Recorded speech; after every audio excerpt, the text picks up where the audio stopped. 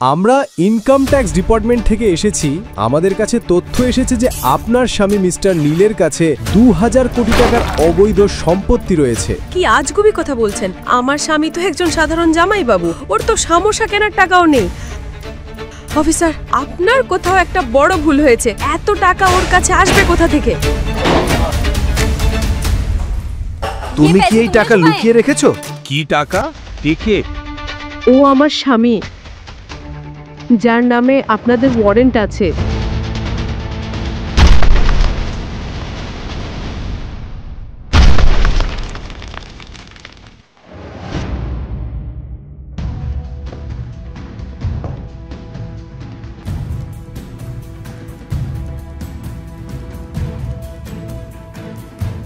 বারোই জুন 2022-এর রাতে আপনি কোথায় ছিলেন?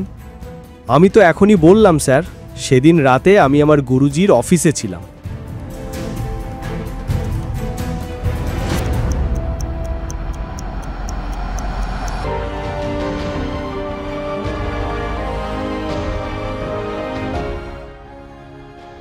আপনি ভানুশালী গ্রুপ অফ ইন্ডাস্ট্রিজের মালিক, যে কোম্পানি এখন দেশের সবচেয়ে বড় কোম্পানি এবং যার টার্নওভার 2000 কোটি টাকা।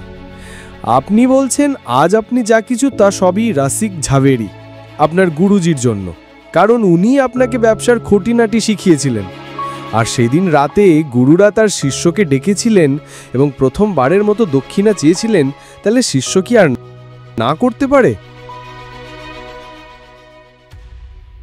আমি আপনার সামনে হাত জোড় করে বলছি, দয়া করে অদ্রিতাকে বিয়ে করুন। আপনাকে আমাকে এটা প্রতিশ্রুতি দিতে হবে যে বিয়ের পর 3 বছর আপনি শ্বশুর বাড়িতে লিভ ইন জামাই হিসেবে থাকবেন। আমি এটা কেন চাই তার উত্তর আছে এই খামে। তাই আমি চাই আপনি এই খামতে 3 বছর নিজের কাছে রাখুন।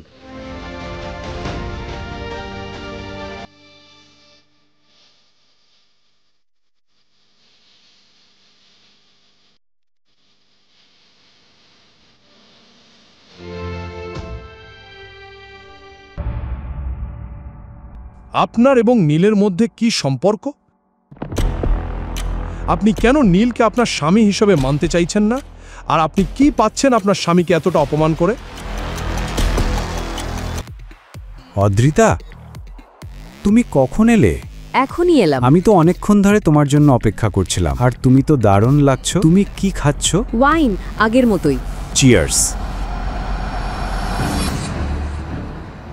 কিন্তু সেদিন অদ্রিতা এক হোটেলের পার্টিতে গিয়েছিল এবং নীলকে ও সেই পার্টিতে দেখে চমকে উঠেছিল।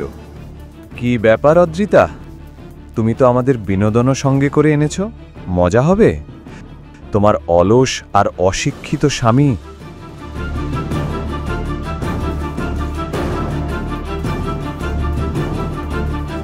নীল, যথেষ্ট হয়েছে আমার জীবনে। কালো রং মিশিয়ে যদি তুমি সুখ না পেয়ে থাকো, এখন আমার কাছেও চলে এসেছো। একটা কথা পরিষ্কার করে বলো তো, তুমি এমন ধনীদের পার্টিতে এলেই বা কিভাবে? শান্ত হও অদ্রিতা, তুমি আমায় একটা কথাও বলতে দেবে না? আমি এই পার্টির জন্য একটা আমন্ত্রণ পত্র পেয়েছি। তুমি গরিব, অকার্যকর লোক। তুমি এমন একটা পার্টির ইনভাইটেশন কিভাবে পেলে, যেখানে কোটিপতিরা আসে? জানো, এখানে একের পর এক কোটিপতি রয়েছেন। আমি এখানে একজন বিশেষ লোকের সঙ্গে দেখা করতে এসেছি।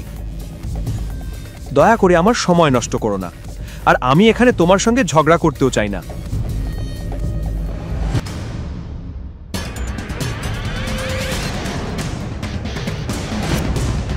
নীল এত তাড়াতাড়ি এত ব্র্যান্ডেড পোশাক পরলো কিভাবে?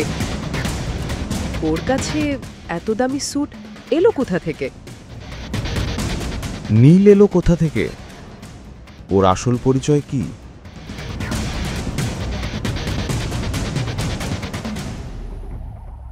সে কি শুধু একজন জামাই, নাকি দেহরক্ষীদের সঙ্গে ঘুরে বেড়ানো এক অভিজাত ব্যক্তি মিস্টার চৌধুরী? ব্যবসায়ীরা ওর চারপাশে ঘুরছে কেন? সবাই ওকে মিস্টার চৌধুরী বলে ডাকছে কেন? নীল কি সত্যিই এত ধনী? আর যদি তাই হয় তাহলে সে এখনো গরিবের জীবন কাটাচ্ছে কেন?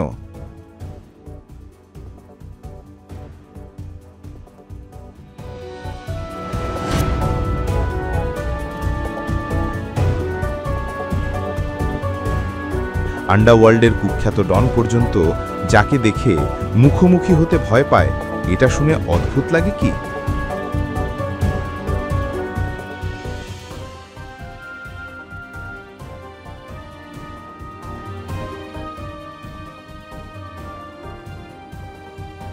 সেই গোপন রহস্য কি, যার জন্য শহরের প্রতিটি বড়লোক নীলের নাম শুনেই কেঁপে ওঠে?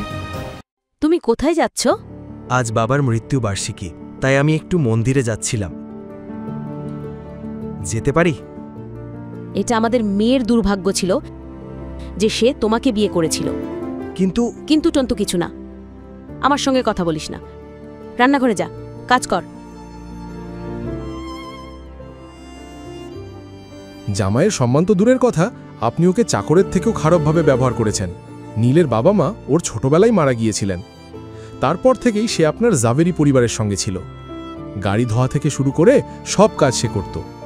কিন্তু অদ্রিতার বাবাই এমন শর্ত দেন যে অদ্রিতাকে তাদের বাড়ির চাকর অর্থাৎ নীলকে বিয়ে করতে হবে। অদ্রিতাও পরিবারের বাকিদের মতোই এই বিয়েতে খুশি ছিল না, কিন্তু মেয়ের সুখের কথা ভেবে নীলকে লিভ ইন জামাই হিসেবে বাড়িতে রাখা হয়।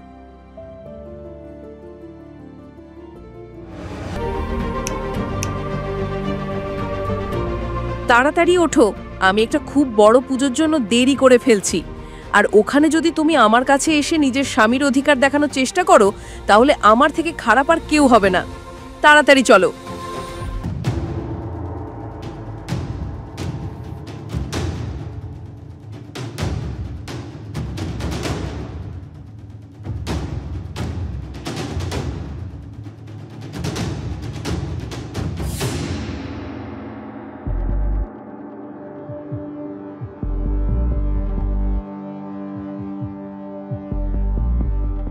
হ্যালো নীল স্যার, আপনি এসেছেন।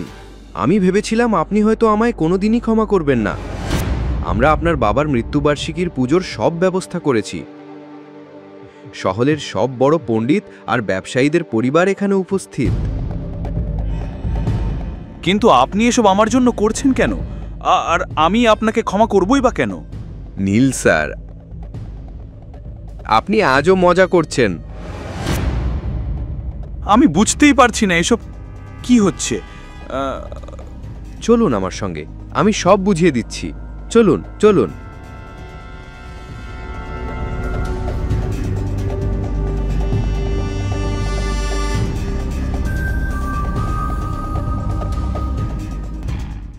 এই সাধারণ আর গরিব দেখতে নীল কিভাবে প্রাইভেট জেটের মালিক হয়ে গেল? যে নীল স্ত্রীর সম্মানের জন্য অপেক্ষা করত, সে আজ মন্ত্রীর সামনে নিজের স্ত্রীর মর্যাদা বাড়িয়ে দিল কিভাবে? ড্রাইভার, গাড়িটা বের করো আর এই ব্যাগটা নিয়ে নাও, আমার ফ্লাইটের সময় হয়ে গেছে। এই ড্রাইভার কোথায় গেল? নীলকেও সকাল থেকে কোথাও দেখা যাচ্ছে না। কাজের সময় সবাই হাওয়া হয়ে যায়। যদি আজ দিল্লি ফ্লাইট মিস করি, তাহলে মন্ত্রীর সঙ্গে মিটিংটা আর হবে না, আর সরকারের সবচেয়ে বড় প্রজেক্টটাও হাতছাড়া হয়ে যাবে। ড্রাইভারের মা অসুস্থ, তাই ও যেতে পারবে না। আমি গাড়ি চালিয়ে তোমাকে এয়ারপোর্টে পৌঁছে দেব। কাজের সময় সবার অজুহাত মনে পড়ে। চলো।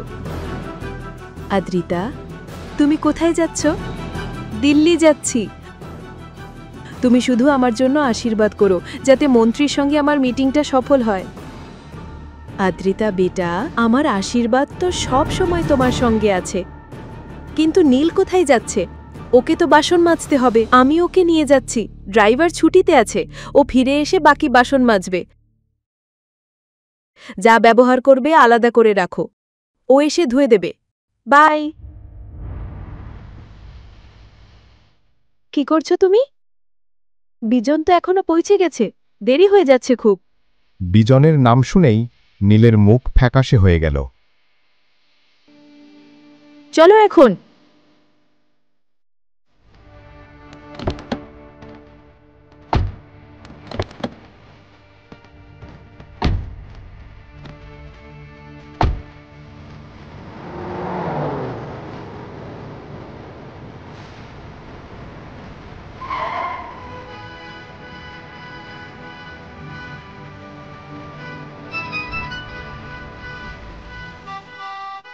ধৃতা, তুমি কোথায়? ঘড়ির দিকে তাকাও, আমাদের ফ্লাইট মিস হয়ে যাবে। আমি এয়ারপোর্ট লাউঞ্জে তোমার জন্য অপেক্ষা করছি, প্লিজ তাড়াতাড়ি এসো। জানি বিজন, কিন্তু রাস্তায় জ্যামে ভর্তি, আমি কিছুই বুঝতে পারছি না। ধৃতা, চেষ্টা করো তাড়াতাড়ি আসতে, প্লিজ। হ্যাঁ,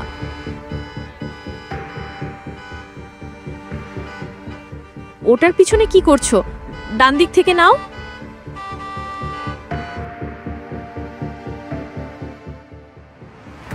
এখন কি করব বিজন? কত কষ্ট করে এই অ্যাপয়েন্টমেন্ট পেয়েছিলাম মন্ত্রীর সঙ্গে। মনে হচ্ছে আমাদের শেষ সুযোগটাও চলে গেল কোম্পানিকে ডুবে যাওয়ার থেকে বাঁচানোর। এখন কি করব আমরা? কোনো বিকল্প প্ল্যান আছে? ধৃতা, আমি তো আগেই বলেছিলাম, এখন আর কিছু হবে না। আমাদের ফ্লাইট মিস হয়ে গেছে, আর দিল্লির পরবর্তী ফ্লাইট 2 ঘন্টা পর। তাতে গেলেও সময় মতো পৌঁছানো সম্ভব নয়। সব অসম্ভব যেন সত্যি হয়ে গেল। অদ্রিতার বিজন দুজনেই একসঙ্গে এয়ারপোর্টের একটা চেয়ারে মাথা নিচু করে বসেছিল। ঠিক তখনই, মাফ করবেন ম্যাম, আপনি কি অদ্রিতা? চলুন, আপনার প্রাইভেট জেট অপেক্ষা করছে। আমরা 10 মিনিটের মধ্যেই দিল্লি পৌঁছে যাব। প্রাইভেট জেট আমাদের জন্য উড়বে? আমি কোনো প্রাইভেট জেট বুক করিনি। আমার মনে হয় আপনি ভুল বুঝেছেন। দয়া করে চেক করুন। না স্যার, কোনো ভুল নেই। আপনি ঠিক বলছেন, আপনি জেট বুক করেননি। আসলে এই প্রাইভেট জেটটা নীল চৌধুরী স্যারের, উনিই আদ্রিতা ম্যামের জন্য পাঠিয়েছেন।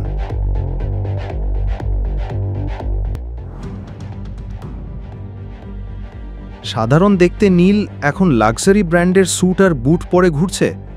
সিকিউরিটির সঙ্গে কেমন করে আসছে সে? সুপ্রভাত স্যার।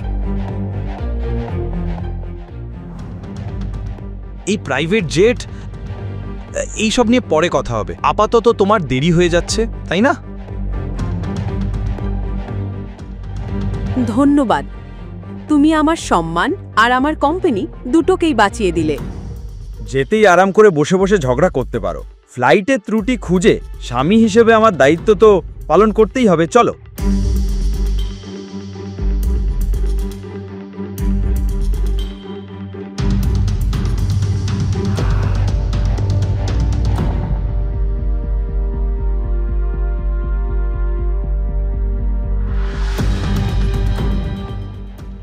সবাই এই গরিব নীলকে নীল চৌধুরী স্যার বলে ডাকছিল কেন? একজন সাধারণ ছেলের জীবন হঠাৎ করে এভাবে কিভাবে বদলে গেল? যে স্বামীকে তুমি সবসময় গরিব বলে বকাবকি করতে, সেই স্বামীর অ্যাকাউন্ট ব্যালেন্স দেখে তোমার মুখ খোলা রইল কেন?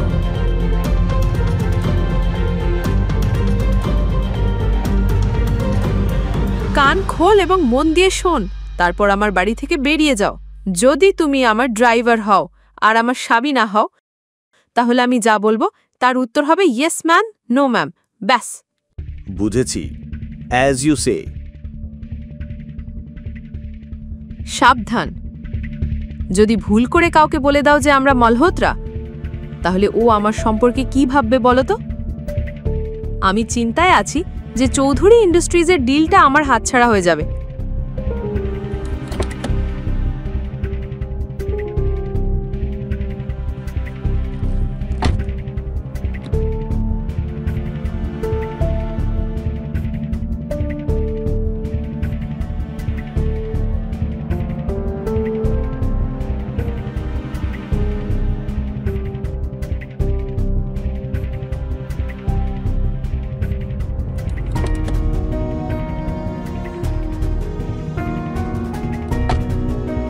কি হয়েছে আদ্রিতা? তুমি খুব চিন্তিত লাগছো।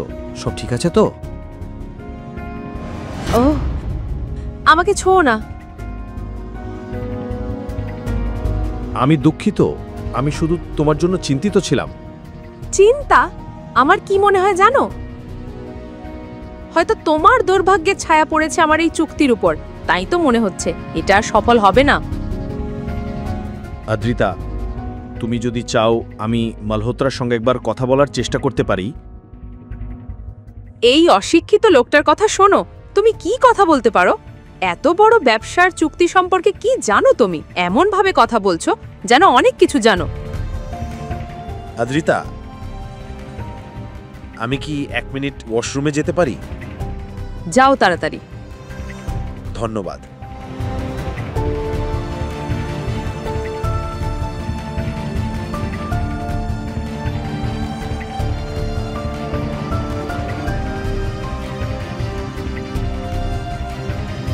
এই বড় হোটেলের গার্ডরা ওকে স্যালুট দিচ্ছে কেন?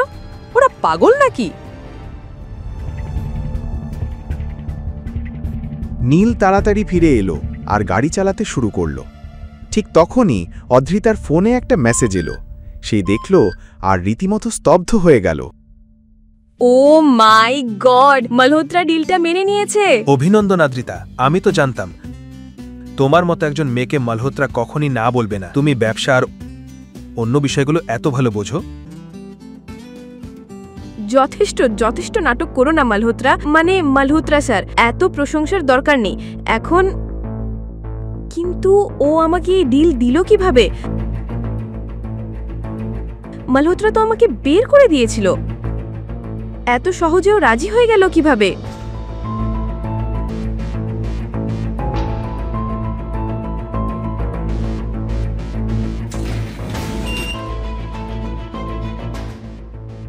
হাই ম্যাম, কেমন আছেন? ভালো, আপনি কেমন আছেন? সব ঠিক আছে আদ্রিতা ম্যাম। আপনি আগে বলেননি যে আপনার গ্রুপ আর আপনার লোকজন এত বড় পর্যায়ের নয়, তাহলে আমি নিজেই এই ডিলটা আপনাকে এনে দিতাম। ঠিক আছে, এখন আপনার সিইওর সঙ্গে 5 মিনিট পর মিটিং আছে, প্লিজ আসুন। এক মিনিট। এই ভিডিও কলে আপনি কাকে দেখলেন? কে ছিল? চৌধুরী ইন্ডাস্ট্রিজের সেই দৃশ্য? কিভাবে আপনি সেই ডিল পেলেন যা আপনার হাত থেকে প্রায় চলে গিয়েছিল? আর মালহোত্রা, আপনি কি নাম বললেন? সেই মালহোত্রা যিনি সব বড় লোকদের সঙ্গে যোগাযোগ রাখতে বলেন? উনি কি বলছিলেন?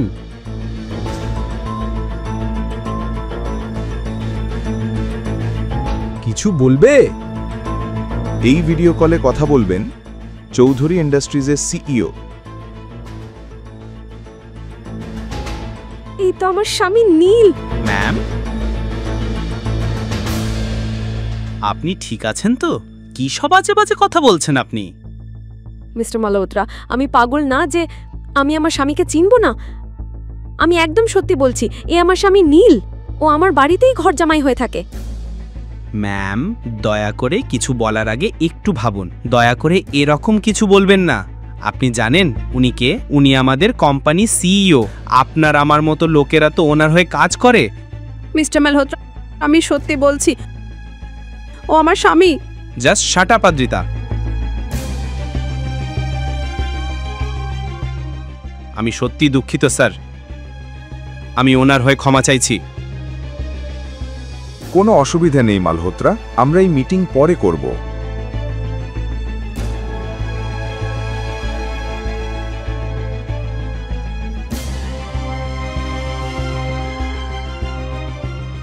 অদ্রিতা পুরো সময় ভাবছিল কেন মিস্টার চৌধুরীর মুখ নীলের মতো দেখতে লাগছে, কিভাবে এটা সম্ভব? তার মাথায় হাজারটা প্রশ্ন ঘুরছিল। নীল কি সত্যি মিস্টার চৌধুরী? এটা কিভাবে সম্ভব যে তুমি আমার কাছে সব লুকিয়ে রেখেছিলে? একই মুখ, একই চোখ।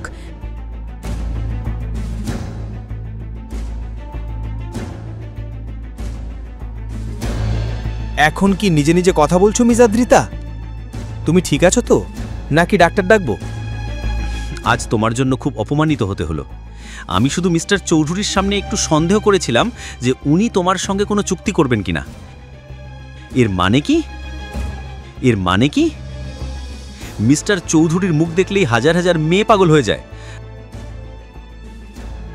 অ্যাকচুয়ালি এটা আমার দোষ, এটা আমার ভুল। আমি তোমাকে এখানে মিটিংয়ের জন্য ডেকেছিলাম, এটাই আমার ভুল। এরকম মেয়েদের একটু সম্মান দিলে মাথা ঘুরে যায়। আর এরকম মেয়েদের মানে কি? মানে সেই মেয়েরা যারা কোনো বড় কোম্পানির সিইওকে দেখেই বলে বসে উনিই আমার স্বামী, আর পরে যায় সম্পত্তির ভাগ চায়। তুমি আসলে ঘৃণ্য। যাও, তোমার সিইও আর তোমার কন্ট্রাক্ট নিয়ে সুখে থাকো।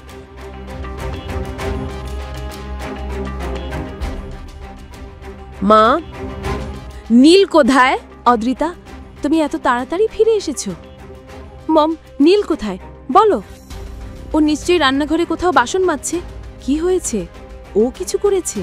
আমি এক বিশাল ভুল করে ফেলেছি।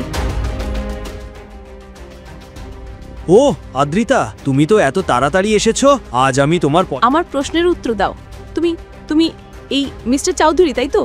এই লোকটাই তো আমি একটু আগে ভিডিও কলে দেখলাম। কে এই মিস্টার চৌধুরী? আমি কিছুই বুঝতে পারছি না আদ্রিতা, তুমি কি বলছো? আমার সামনে নাটক করো না, সত্যি বলো, তুমি কি মিস্টার চৌধুরী? তুমি কি বলছো? আমি কিছুই বুঝতে পারছি না আদ্রিতা। এত বড় বড় মিটিং এর সঙ্গে তোমার নাম জড়ালো কিভাবে? তাহলে তোমার মুখ ওই লোকটার মতো হুবহু কেন? দেখো আদ্রিতা, আমাকে এসব ব্যাপারে টেনো না। আমি সারা দিন বাসার কাজ করি, বাইরে গেলেও শুধু সবজি আনতে যাই। তুমি এমন সব অভিযোগ করছো? অদ্রিতার নিজের বিশ্বাসে সন্দেহ শুরু হলো। অদ্রিতা ভাবল, দেখো ওর অবস্থা, এ কি করে হতে পারে মিস্টার চৌধুরী? কোনো দিক থেকেই তো মানায় না, আমরা সমান নই। আর নীল যদি এত ধনী হতো তাহলে সে আমার সঙ্গে এভাবে থাকতো কেন? অদ্রিতা নিজেই ভাবতে লাগলো, আমি বোধহয় বেশি চিন্তা করছি। তাই সে গেল এক গোয়েন্দার কাছে, আর সেখানেই ঘটল এমন কিছু যা সে কখনো কল্পনাও করেনি। আপনি আমার জীবনের 420তম মহিলা যিনি নিজের স্বামীর ওপর গোয়েন্দাগিরি করতে চান। তা তুমি তোমার স্বামীর ওপর গোয়েন্দাগিরি করাতে চাও কেন? আমি এসব বাজে কথা শুনতে আসিনি। তোমার কাজ হচ্ছে নজরদারি করা আর টাকা নেওয়া। আমি টাকা দিচ্ছি, তোমাকে যা করতে বলা হয়েছে সেটাই করো। এত কিছু জানার দরকার নেই তোমার। এটাও সত্যি, তুমি যতটুকু বলেছো আমি ততটুকুই করব। আমি কি আপনার স্বামীর ছবি দেখতে পারি? আমি নিশ্চিত এই ছবিটা আমার স্বামীর। গোয়েন্দা যখন নীলের ছবি দেখল তখন ওর গায়ে কাঁটা দিয়ে উঠল, যেন ভূত দেখেছে। তুমি এই লোকটার উপর নজরদারি করাতে চাও? হ্যাঁ। তুমি পাগল হয়ে গেছো নাকি? ভাষা সামলে কথা বলো। হ্যাঁ, এই লোকটারই উপর নজরদারি করাতে চাই। তুমি জানো না তুমি কাদের নিয়ে কথা বলছো? আমি তো মনে করি তুমি মিথ্যে বলছো। এই লোক তোমার স্বামী না। কি আজে বাজে কথা বলছো? অবশ্যই উনি আমার স্বামী। এখন সবাই ওরই কথাই বলছে। একটা কাজ করো, আমার অফিস ছেড়ে বেরিয়ে যাও। আমি এই কাজ করব না, আর করলে আমাকেই সমস্যায় পড়তে হবে। আর ওকে সবাই এত ভয় পাচ্ছে কেন? তুমি কি সত্যি জানো না এই লোকটা কে? উনি একজন সাধারণ লোক না, উনি শহরের সবচেয়ে বড় মানুষ। গোয়েন্দা যখন আদ্রিতাকে আসল মানচিত্র দেখালো তখন আদ্রিতা যেন মাটির নিচে তলিয়ে গেল। গোয়েন্দা আদ্রিতাকে নীল সম্পর্কে কি বলেছিল? নীল কি সত্যিই সেই ব্যক্তি যার অ্যাকাউন্টে 2000 কোটি টাকা আছে?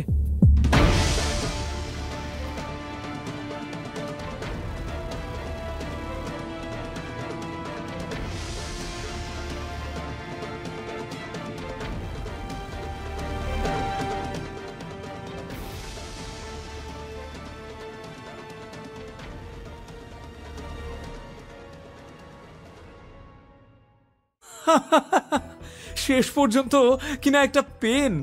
উফ, সত্যি জিজু, তুমি পারো বটে। অট্ট হাসিতে ফেটে পড়ল অর্পিতা। নীলের স্ত্রী আদ্রিতার কাকাতো বোন সে। অর্পিতার তালে তাল মিলিয়ে নীলের শাশুড়ি চিত্রাও বলে উঠল, এতগুলো লোক উপহার পাঠিয়েছে, কিন্তু তোমার মতো ভিখিরি মার্কা গিফট আর অন্য কেউ দেয়নি। নিজের স্ত্রীকে ভালোবেসে একটা উপহার দিলে যে এতগুলো কথা শুনতে হতে পারে সেটা ঠিক ভাবতে পারেনি নীল। পরপর বাক্যবাণে জর্জরিত হয়ে নীল কিছু একটা বলতে যাচ্ছিল, কিন্তু নীলকে থামিয়ে ঝংকার দিয়ে উঠল আদ্রিতা। আমি তোমার আতলামি মার্কা কথা শুনতে চাই না। একটা ঠিকঠাক গিফট কিনে দেওয়ার মুরদ নেই, আবার বড় বড় কথা। লুজার একটা। আদ্রিতা সেন সম্প্রতি একটি বিদেশি কোম্পানির সাথে ডিল ক্র্যাক করেছে। সেই সূত্রেই বাড়িতে আজ উপহারের বন্যা বইছে। এমন সময় একটা বড় বাক্স হাতে এগিয়ে এলো বাড়ির একজন কাজের লোক। দিদিমণি, এই উপহারটা বিজন দাদাবাবু পাঠিয়েছেন। বিজনের নামটা শুনেই আদ্রিতার যেমন মুখে হাসি ফুটে উঠল, তেমনি নীলের চোখে ফুটে উঠল রাগ। আদ্রিতার ইনভেস্টর কাম ফ্রেন্ড বিজনকে দু চোখে দেখতে পারে না নীল। আদ্রিতা খুশি মনে বাক্সটা খুলতেই দেখতে পেল একটা লাল পার্টি গাউন, সঙ্গে একটা ছোট্ট চিরকুট। কনগ্র্যাচুলেশনস আদ্রিতা, আজ সন্ধ্যায় এটা পরেই তুমি ডিল সাইন করবে, তারপর আমার সাথে ডিনারে যাবে। এই সব কিছুই বিজন করছে শুধুমাত্র তোমার সুযোগ নেওয়ার জন্য। ও ভালো লোক নয়। আদ্রিতাকে সাবধান করে বলে উঠল নীল, কিন্তু ওর সাবধানতার ফল হলো উল্টো। তেলে বেগুনে জ্বলে উঠল সবাই। নিজের পকেট গড়ের মাঠ, এদিকে অন্যের গিফট দেখে হিংসেতে জ্বলে যাচ্ছে। ব্যঙ্গ করে বলল চিত্রা। হঠাৎ নীলকে চ্যালেঞ্জ ছুড়ে দিল আদ্রিতা। ঠিক আছে, আমি তোমাকে একটা সুযোগ দিচ্ছি। এই ড্রেসটার দাম 50,000 টাকা। আজ সন্ধ্যে 7টার আগে এমন একটা ড্রেস কিনে দাও, আমি তোমার ড্রেস পরে ডিল সাইন করব। বিজনের সঙ্গে ডিনারেও যাব না। পারবে? এইবার আর চুপ করে থাকতে পারল না নীল। নিজের দাম্পত্যকে বাঁচাতে সে মরিয়া হয়ে বলে উঠল, পারবো। শুধু দোহাই তোমাকে, ওই বিজনের সঙ্গে ডিনারে যেও না। কথাটা যেন মনে থাকে। কাজটা করতে না পারলে কিন্তু তোমাকে ঘুঁটের মালা পরাবো। চিত্রাও নিজের রাগ উগরে দিল নীলের প্রতি। এটি সেন পরিবার, শহরের অন্যতম ধনী একান্নবর্তী পরিবার। তবে এই পরিবারকে সুখী পরিবারের অপবাদ পরম নিন্দুকেও দেবে না। এই বাড়িতে রোজ সকালে তুচ্ছ কারণে অশান্তি বেঁধে যায়, আর প্রত্যেক অশান্তির দায় শেষ পর্যন্ত নীলের ঘাড়ে গিয়ে পড়ে। অপমান সহ্য করেও নীল কোথাও যায় না, ঘর জামাই হয়ে পড়ে থাকে। কারণ ও জানে পরিবার ভাঙার যন্ত্রণা। পাহাড় প্রমাণ চিন্তা নিয়ে না খেয়েই নিজের ভাঙা স্কুটারে চড়ে রাস্তায় বেরিয়ে পড়ল নীল। এখন 12টা বাজে, হাতে বেশি সময় নেই। কিন্তু যার পকেটে মাত্র 50 টাকা, যে গত 2 বছর শ্বশুর বাড়ির অন্নে প্রতিপালিত, সে কিভাবে একদিনে রোজগার করবে 50,000 টাকা? রাস্তায় যাকেই দেখে তাকে হন্যে হয়ে জিজ্ঞেস করে নীল, একটা কাজ দিতে পারেন দাদা? আমার টাকার বড্ড দরকার। কেউ তাকে পাগল বলে এড়িয়ে যায়, কেউ বা আবার মুখ ঝামটা দিয়ে তাড়িয়ে দেয়। খুঁজতে খুঁজতে হঠাৎ একটা সাইনবোর্ডের দিকে চোখ যায় নীলের। সেখানে লেখা আছে, রক্তদান জীবনদান। এখানে উপযুক্ত মূল্যে রক্ত ক্রয় করা হয়। নীল জানত পয়সার একটা জোগাড় হয়ে গেছে। নীলের ব্লাড গ্রুপ বেশ বিরল, ও নেগেটিভ। বাজারে এর চাহিদা প্রবল। নিজের রক্ত বিক্রি করে ওর ভালোবাসার জন্য উপহার কিনবে নীল। নিজের প্রেমকে প্রমাণ করতে চায় সে। এদিকে সাইনবোর্ডের ঠিকানায় পৌঁছতেই ডাক্তাররা লুফে নিল তাকে। ডাক্তারদের জোর জবরদস্তি করে পুরো 2 বোতল রক্ত দেওয়ার পর নীল পেয়ে গেল 30,000 টাকা। নীল ভেবেছিল 3 বোতল রক্ত দিয়ে পুরো টাকাটাই জোগাড় করে ফেলবে সে, কিন্তু ডাক্তারবাবু রাজি হলেন না। 30,000 টাকা নিয়েই নীল বেরিয়ে এলো হসপিটাল থেকে। ওখান থেকে দেওয়া ডিম কলাটা খেতে গিয়ে দেখল রাস্তায় বসে থাকা এক ভিখারি বাচ্চা ওর দিকে লোলুপ দৃষ্টিতে চেয়ে রয়েছে। খাবারটা আর মুখে তুলতে পারল না নীল। হাসি মুখে তা বাচ্চাটাকে দিয়ে এগিয়ে গেল। পেটে একটা দানাও পড়ল না তার। মাথাটা খুব ঘুরছিল, পায়েও বিশেষ জোর পাচ্ছিল না সে। কিন্তু হাত ঘড়ির দিকে চোখ যেতেই নীল চমকে উঠল। এখন দুপুর 2টো, হাতে মাত্র কয়েক ঘন্টা। নিজের বউকে সেই বিজন রাক্ষসের হাত থেকে রক্ষা করার জন্য নীলের চাই আরও 20,000 টাকা। এভাবেই ঘুরতে ঘুরতে 3টে বেজে গেল। একে আদ্রিতার কাছে মুখ দেখাতে না পারার দুশ্চিন্তা, তার উপর দুপুরবেলার সূর্যের তেজ। হঠাৎ নীলের চোখের সামনে অন্ধকার নেমে এলো। সোজা গিয়ে সামনে থেকে এগিয়ে আসা একটা ফুড ট্রাকে ধাক্কা মারল সে। তারপর আর কিছু মনে নেই। কিছুক্ষণ পর চোখ মেলে নীল দেখল রাস্তার মাঝখানে পড়ে আছে সে। চারপাশে অনেক লোক। ফুড ট্রাকের মালিক কমলবাবুর রাগত গলায় বলে চলেছে, কি সব উটকো লোক এসে পড়ে। এক পার্টির জন্য হন্যে হয়ে ওয়েটার খুঁজছি, তার উপর আবার এসব ঝামেলা। এ তো উঠে পড়েছে। এখন আমি চলি। এদিকে ঘড়ির দিকে তাকাতেই নীলের বুকটা ধক করে উঠল। 3:30 বাজে। দিক বিদিক জ্ঞান শূন্য হয়ে কমলবাবুর পা চেপে ধরল সে। ক্ষমা করবেন দাদা, আপনি কি কোনো ইভেন্টের কাজে যাচ্ছেন? আমাকে ওয়েটারের কাজটা দিন না, খুব দরকার দাদা। 20,000 টাকা জোগাড় করতে হবে। নীলকে এমন কাকুতি মিনতি করতে দেখে লোকটা অবাক। মাথা ফেটে রক্ত পড়ছে, আর এ কিনা তার মধ্যেই কাজ চাইছে। কমলবাবু পা ছাড়িয়ে বলল, বেশ বেশ, একটা কিটি পার্টি আছে, সেখানে লোকেদের খাবার দেওয়া, বাসন মাজা, টেবিল পরিষ্কার করা, এই সব। পারবেন আপনি? তবে অত দিতে পারবো না, 15,000 দেব। চলবে? এ তো মেঘ না চাইতেই জল। প্রস্তাবটা লুফে নিল নীল। টলমলো পায়ে উঠে দাঁড়ালো সে। লেক গার্ডেন্সের একটা বিলাসবহুল বাগান বাড়িতে আজ সব বড় লোকের বউদের কিটি পার্টি চলছিল। সেখানে পৌঁছে নীল তড়িঘড়ি নিজের নোংরা জামাকাপড় ছেড়ে ওয়েটারের কস্টিউমটা পরে নিল। জায়গাটা ডেকোরেট করে খাবার পরিবেশন করতে যাবে এমন সময় নীল দেখল আদ্রিতার মা চিত্রা এবং কাকাতো বোন অর্পিতাও এসেছে সেখানে। ওদের দেখে প্রমাদ গুনল নীল। এরা দুজন নীলকে দেখতে পেলে আর রক্ষে নেই। হয়তো এমন ঝামেলা করবে যে কমলবাবু ওকে টাকাটাই দেবে না। পাথরের মূর্তির মতো দাঁড়িয়ে কি করবে ভাবছিল নীল। তখন কমলবাবু পেছন থেকে তাড়া লাগালো, সঙ্গের মতো দাঁড়িয়ে আছো কেন? খাবার সার্ভ করো। কাঁপা কাঁপা পায়ে পা বাড়াতেই কমলবাবু বলে উঠল, আরে মাস্ক ছাড়ে যাচ্ছ কেন? এসব বড় লোকেরা ভীষণ হেলথ কনসিয়াস হয়। কমলবাবুর বকুনিতে যেন আশার আলো দেখতে পেল নীল। মাস্ক পরে চুপচাপ সবাইকে খাবার সার্ভ করে বেরিয়ে এলো সে। তারপর মদের পেগ বানিয়ে লোকের এঁটোকাটা তুলে টেবিল মুছে বাসন মেজে সবটা প্রায় সামলে নিল নীল। কিছু টাকা টিপস পেয়ে সাথে কমলবাবুর দেওয়া টাকা যোগ করে 20,000 টাকা জোগাড় করে নিল সে। মনের আনন্দে লাফিয়ে উঠল নীল। ভাবল, আদ্রিতা, আজ আমি প্রমাণ করে দেব যে সত্যি আমি তোমাকে কতটা ভালোবাসি। সাউথ কলকাতার 5খানা বুটিক ঘুরে সব থেকে দামি ডিজাইনার বুটিকে একটি সুন্দর নীল রঙের ড্রেস পছন্দ করল নীল। যেন মনে মনে দেখতে পেল আদ্রিতাকে, কি অপরূপা সুন্দরী লাগছে তাকে। কিন্তু বিল মেটাতে গিয়ে 440 ভোল্টের ঝটকা খেল নীল। এ কি, এ তো মাত্র 20,000 টাকা, বাকি 30,000 টাকা গেল কোথায়? বিদ্যুৎ চমকের মতো নীলের মনে পড়ল সে নিজের জামাকাপড় ছেড়ে ওয়েটারের পোশাক পরেছিল। সারা পার্টিতে ওই 30,000 টাকাটা ওভাবেই রাখা ছিল ওর ছেড়ে রাখা প্যান্টের পকেটে। কেউ হয়তো সুযোগ বুঝে চুরি করে নিয়েছে। মাথায় বাজ পড়ল নীলের। প্রায় 6টা বাজে, 7টায় বেরোবে আদ্রিতা। দাঁত খিচিয়ে সেই বুটিকের ম্যানেজার বলল, কি হলো, পেমেন্টটা তো করুন, ড্রেস নিয়ে দাঁড়িয়ে আছেন। চোখে জল এসে গেল নীলের। ম্যানেজারকে অনুরোধ করল সে, দাদা, আমি পুরো টাকাটাই নিয়ে এসেছিলাম, কোনোভাবে 30,000 টাকা চুরি হয়ে গেছে, আমায় ড্রেসটা দিন, আমি বাকি 30,000 টাকা দিয়ে দেব, কথা দিচ্ছি। ম্যানেজার বলে উঠল, যে অবস্থায় দোকানে এসেছিলে দেখেই বুঝেছিলাম কেনার ক্ষমতা নেই। এই কে আছিস, ঘাড় ধাক্কা দিয়ে বের করে দে এটাকে। সারাদিন অক্লান্ত পরিশ্রম করেও ভাগ্যের কাছে হেরে সেন বাড়িতে ফিরল নীল। বাড়িতে পা রাখতেই চিত্রা ঘুঁটের মালাটা পরিয়ে দিল নীলকে। চমকে উঠল নীল। জানতাম হারবে, তাই প্রথমেই ঘুঁটের মালাটা পরিয়ে দিলাম, অকর্মা কোথাকার। ব্যঙ্গ করে বলে উঠল চিত্রা। কিন্তু কোনো কথার উত্তর দেওয়ার মতো অবস্থায় ছিল না নীল। সিঁড়ির দিকে তাকিয়ে ও পাথরের মতো দাঁড়িয়েছিল। কেননা বিজনের দেওয়া ড্রেসটা পরে নেমে আসছিল আদ্রিতা। অপূর্ব মোহময়ী দেখাচ্ছিল তাকে, যেন স্বর্গের কোনো অপ্সরা। অর্পিতা এবং চিত্রাকে বাই বলে বেরিয়ে গেল আদ্রিতা। নীলকে কিছু বলারও সুযোগ দিল না, যেন ও জানতই যে নীল পারবে না। মনের দুঃখ মনেই চেপে রেখে নিজের ঘরে ফিরে এলো সে। ড্রেসিং টেবিলে রাখা আদ্রিতার বাবা প্রতীক সেনের ফটো ফ্রেমটা তুলে নিয়ে প্রশ্ন করল নীল, এ আমাকে কোথায় ফাঁসিয়ে গেলেন গুরুদেব? আপনার কথায় আপনার মেয়েকে বিয়ে করে এই বাড়িতে থাকতে রাজি হয়েছিলাম। ঈশ্বর জানেন, এর পিছনে আমার কোনো অসৎ উদ্দেশ্য ছিল না।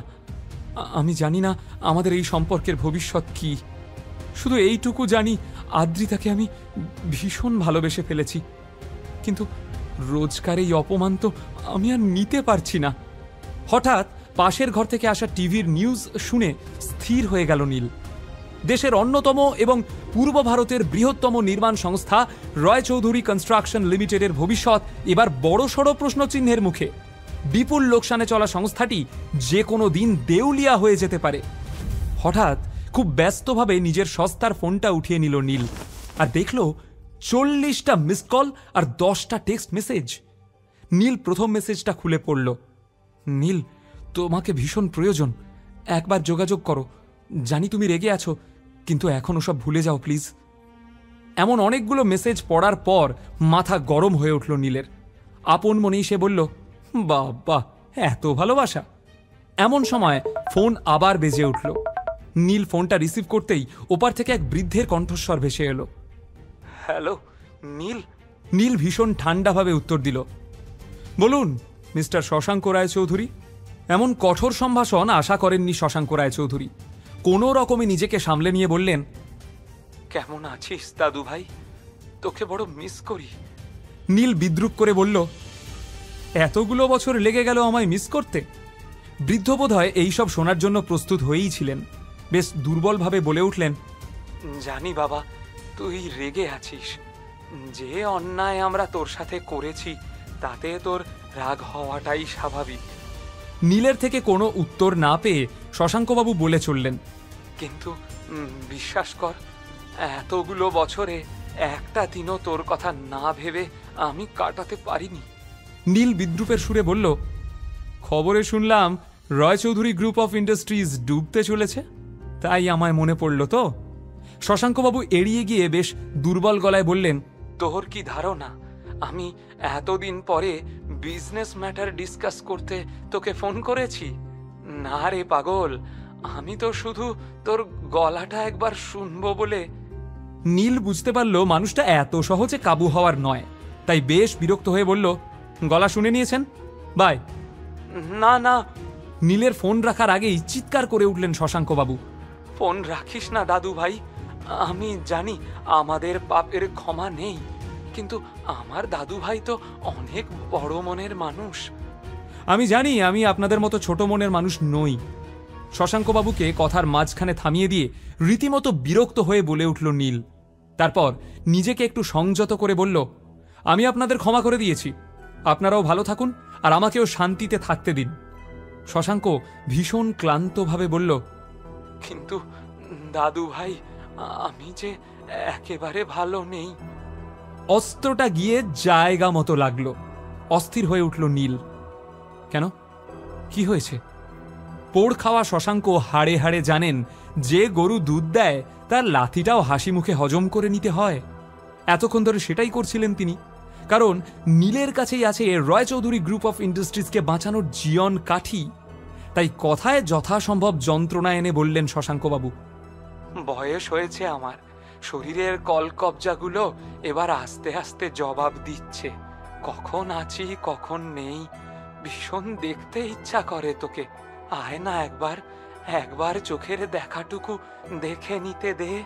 নীল জানে এই হঠাৎ উপচে পড়া স্নেহের কারণ শুধুই ভালোবাসা নয়, কিন্তু উদ্দেশ্যটা কি সামনাসামনি না বসে সেটা বোঝা সম্ভব না। তাই না চাইতেও শশাঙ্কবাবুর সাথে দেখা করতে রাজি হয়ে গেল নীল। ঠিক আছে, কিন্তু এটাই শেষবার, তবে আমি বাড়িতে আসছি না, অফিসেই আপনার সঙ্গে দেখা করে নেব, বাই। আর কোনো কথা না বলেই ফোন কেটে দিল সে। নীল বোকা নয়, ও জানে রয়চৌধুরী গ্রুপ অফ ইন্ডাস্ট্রিজ ডুবতে বসার খবর মার্কেটে রটে যাওয়ার পরেই হঠাৎ শশাঙ্ক রায়চৌধুরী ওকে মিস করা শুরু করেছেন। এর মানে আর যাই হোক, স্নেহ ভালোবাসা হতে পারে না, কিন্তু স্বার্থটা কি? তখনই নিজের ল্যাপটপ বের করে ইন্টারনেটে রয়চৌধুরী গ্রুপ অফ ইন্ডাস্ট্রিজ সম্পর্কে যাবতীয় তথ্য সার্চ করে নিল নীল। কোম্পানির একটা গোপন তথ্য হাতে পেয়ে আনন্দে লাফিয়ে উঠল সে। চিৎকার করে বলল, এতদিনে তোদের বাগে পেয়েছি, দেখ কি করি এবার। কিন্তু প্রশ্ন হলো, সত্যি কি রয়চৌধুরী গ্রুপ অফ ইন্ডাস্ট্রিজ ডুবতে চলেছে? এতগুলো বছর পরে হঠাৎ শশাঙ্ক রায়চৌধুরী এত মরিয়া হয়ে নীলের খোঁজ শুরু করলো কেন? নীলকে তার এত কিসের প্রয়োজন? কি এমন আছে নীলের কাছে যা দিয়ে রায়চৌধুরীর কপাল আবার খুলে যেতে পারে? আদ্রিতার ভালোবাসা কবে পাবে নীল? কবেই বা ও হয়ে উঠবে এই দুনিয়ার বস? খবরটা জানার পর থেকে নীল ভীষণ খুশি। কিভাবে এই আনন্দ প্রকাশ করবে সেটা বুঝে উঠতে পারছে না। এই বাড়িতে এই সুখবর শেয়ার করার মতো নীলের আপন কেউ নেই। চিত্রা বুঝতে পারছিলেন জামাইয়ের আচরণে এমন কিছু পরিবর্তন এসেছে যার কোনো ব্যাখ্যা হয় না। সকাল থেকে সন্ধে হয়ে গেলেও জামাইয়ের ঘর থেকে বের হওয়ার নাম নেই। এদিকে বড় মাকে চিন্তিত দেখে অর্পিতা বিরক্ত হয়ে বলে, ওই অপদার্থের কথা ছাড়ো তো, খেতে এসো। আজ মেট্রোতে এসি থাকা সত্ত্বেও নীল উত্তেজনায় ঘামছিল। ময়দান মেট্রো স্টেশন থেকে Roychowdhury group of ইন্ডাস্ট্রিজের head office মাত্র 5 মিনিটের পথ। নীল সেটা 3 মিনিটেই পৌঁছাল। নীল রয়চৌধুরী সিটাডেলের বিল্ডিংয়ে পা রাখতেই কানাঘুষো শুরু হয়ে গেল। রিসেপশনে নিজের আসার খবর জানিয়ে লিফটে 24th ফ্লোরে এসে শশাঙ্ক রায়চৌধুরীরকে দিয়ে উঠলেন। এইভাবে কথা বলবি তুই তোর দাদুর সাথে? এই শিক্ষা দিয়েছে আমাদের পরিবার? শশাঙ্কবাবু ভেবেছিলেন ছোটবেলা থেকেই শান্ত, নিরীহ, মৃদুভাষী নীল এই ধমকটা খেলেই ভয়ে কুঁকড়ে যাবে। সেই সুযোগে নিজের কার্যসিদ্ধি করে নেবেন শশাঙ্কবাবু। কিন্তু কার্যক্ষেত্রে হল উল্টোটা। নীল বিষাক্ত দৃষ্টিতে শশাঙ্কবাবুকে দেখে বলল, আপনি এই পরিবার ড্রামাটা চালিয়ে যান, আমি উঠলাম। যাস না প্লিজ দাদুভাই। নীলকে উঠে যেতে দেখে শশাঙ্কবাবু রীতিমতো মিনতি করে উঠলেন। শশাঙ্কবাবু বুঝলেন ধমকে কাজ হবে না। সময় আর পরিস্থিতি অনেক বেশি কঠিন করে তুলেছে নীলকে। শশাঙ্কবাবু মাথা নিচু করে বললেন, শোভাবাজারের একটা এঁদো গলিতে এই ব্যবসা শুরু করেছিলাম। অনেক খেটে বাড়িয়েছিলাম ব্যবসাটা। তবে এই ব্যবসার প্রকৃত উন্নতি হয় তোর বাবার অক্লান্ত পরিশ্রমে। এই কথাটা অস্বীকার করা যাবে না যে এই বিজনেস এম্পায়ার তোর বাবার অধ্যাবসায়, মেধা আর বুদ্ধির ফল। নীল বিদ্রুপ করে বলে, অবশেষে স্বীকার করার জন্য ধন্যবাদ। এবার বলুন আমার থেকে কি চান? শশাঙ্কবাবু এবার বিশেষ রাগঢাক না করে একেবারে সরাসরি বললেন, আমি চাই তুই এই বিজনেস জয়েন করে তোর কাকাকে হেল্প কর। আমার কাকা মানে আপনার ছোট ছেলে ধীরেন রায়চৌধুরী? নীল ভীষণ শান্ত গলায় জিজ্ঞেস করল, যাকে আপনি কোনো যোগ্যতা ছাড়াই এই কোম্পানির সিইও বানিয়েছিলেন, আর যে মানুষটা এখন আপনার এই সাধের বিজনেস এম্পায়ারকে ব্যাংকরাপ্ট করে দিচ্ছে, তাই তো? শশাঙ্কবাবু একটু কঠোরভাবে বললেন, ও তোর গুরুজন। গুরুজনকে সম্মান দেওয়ার শিক্ষা আমি ধীরেন রায়চৌধুরীর থেকে পাইনি। শশাঙ্কবাবুকে কথার মাঝখানে থামিয়ে দিয়ে নীল ভীষণ রুক্ষ গলায় কথাটা বলে। শশাঙ্কবাবুকে নিরুত্তর দেখে নীল বলে ওঠে, তাহলে খবরটা সত্যি, তাই তো? আপনার অপদার্থ ছোট ছেলে সত্যি সত্যি কোম্পানিকে ডুবিয়ে দিতে বসেছে। আপনি চেয়েছিলেন আপনার বড় ছেলের মতো আপনার ছোট ছেলেও তার যোগ্যতা প্রমাণ করুক। দেখুন, সে প্রমাণ করেছে। শশাঙ্কবাবু হতাশভাবে বললেন, এখন এইসব কথা থাক, তুই কোম্পানি জয়েন কর। প্লিজ দাদু ভাই, না করিস না। নীল অন্তর থেকে এই সংস্থাকে এই সংকট থেকে উদ্ধার করতে চায়, তবে সেটা কখনোই ধীরেনের উপস্থিতিতে করা সম্ভব নয়। সেই জন্যই ও ভীষণ স্পষ্টভাবে জানিয়ে দেয়, আমি আপনার প্রস্তাবে রাজি আছি, তবে আমার দুটো শর্ত আছে। শশাঙ্ক বেশ অবাক। শর্ত? হ্যাঁ। নীল ভীষণ স্পষ্ট আর রুক্ষ গলায় বলল, প্রথম শর্ত, আমি সিইও হিসাবে জয়েন করব, আর দ্বিতীয় শর্ত, ফান্ড নিয়ে বা আমার বিজনেস ডিসিশন নিয়ে আমি কাউকে জবাবদিহি করব না। শশাঙ্কবাবু নিজের কানকে বিশ্বাস করতে না পেরে আবার প্রশ্ন করলেন, তুই কোম্পানি জয়েন করতে চাস নাকি প্রতিশোধ নিতে চাস দাদু ভাই? তোর কাকুকে সরিয়ে তুই চেয়ারে বসতে চাস? লোকে শুনলে কি বলবে? কিছু বলবে না, লোকের অত সময় নেই। নীল একই রকম বিদ্রুপের হাসি হেসে বলল, একটু আগে আপনিই তো বললেন কাকার এই বিজনেসে একটাই অবদান, আর সেটা হলো বিজনেসটা ডোবানো। তাই ভেবে দেখুন আপনি কি করবেন।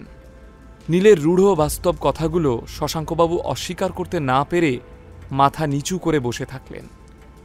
নীল নিজেও কোনো রকম তাড়া দেখালো না।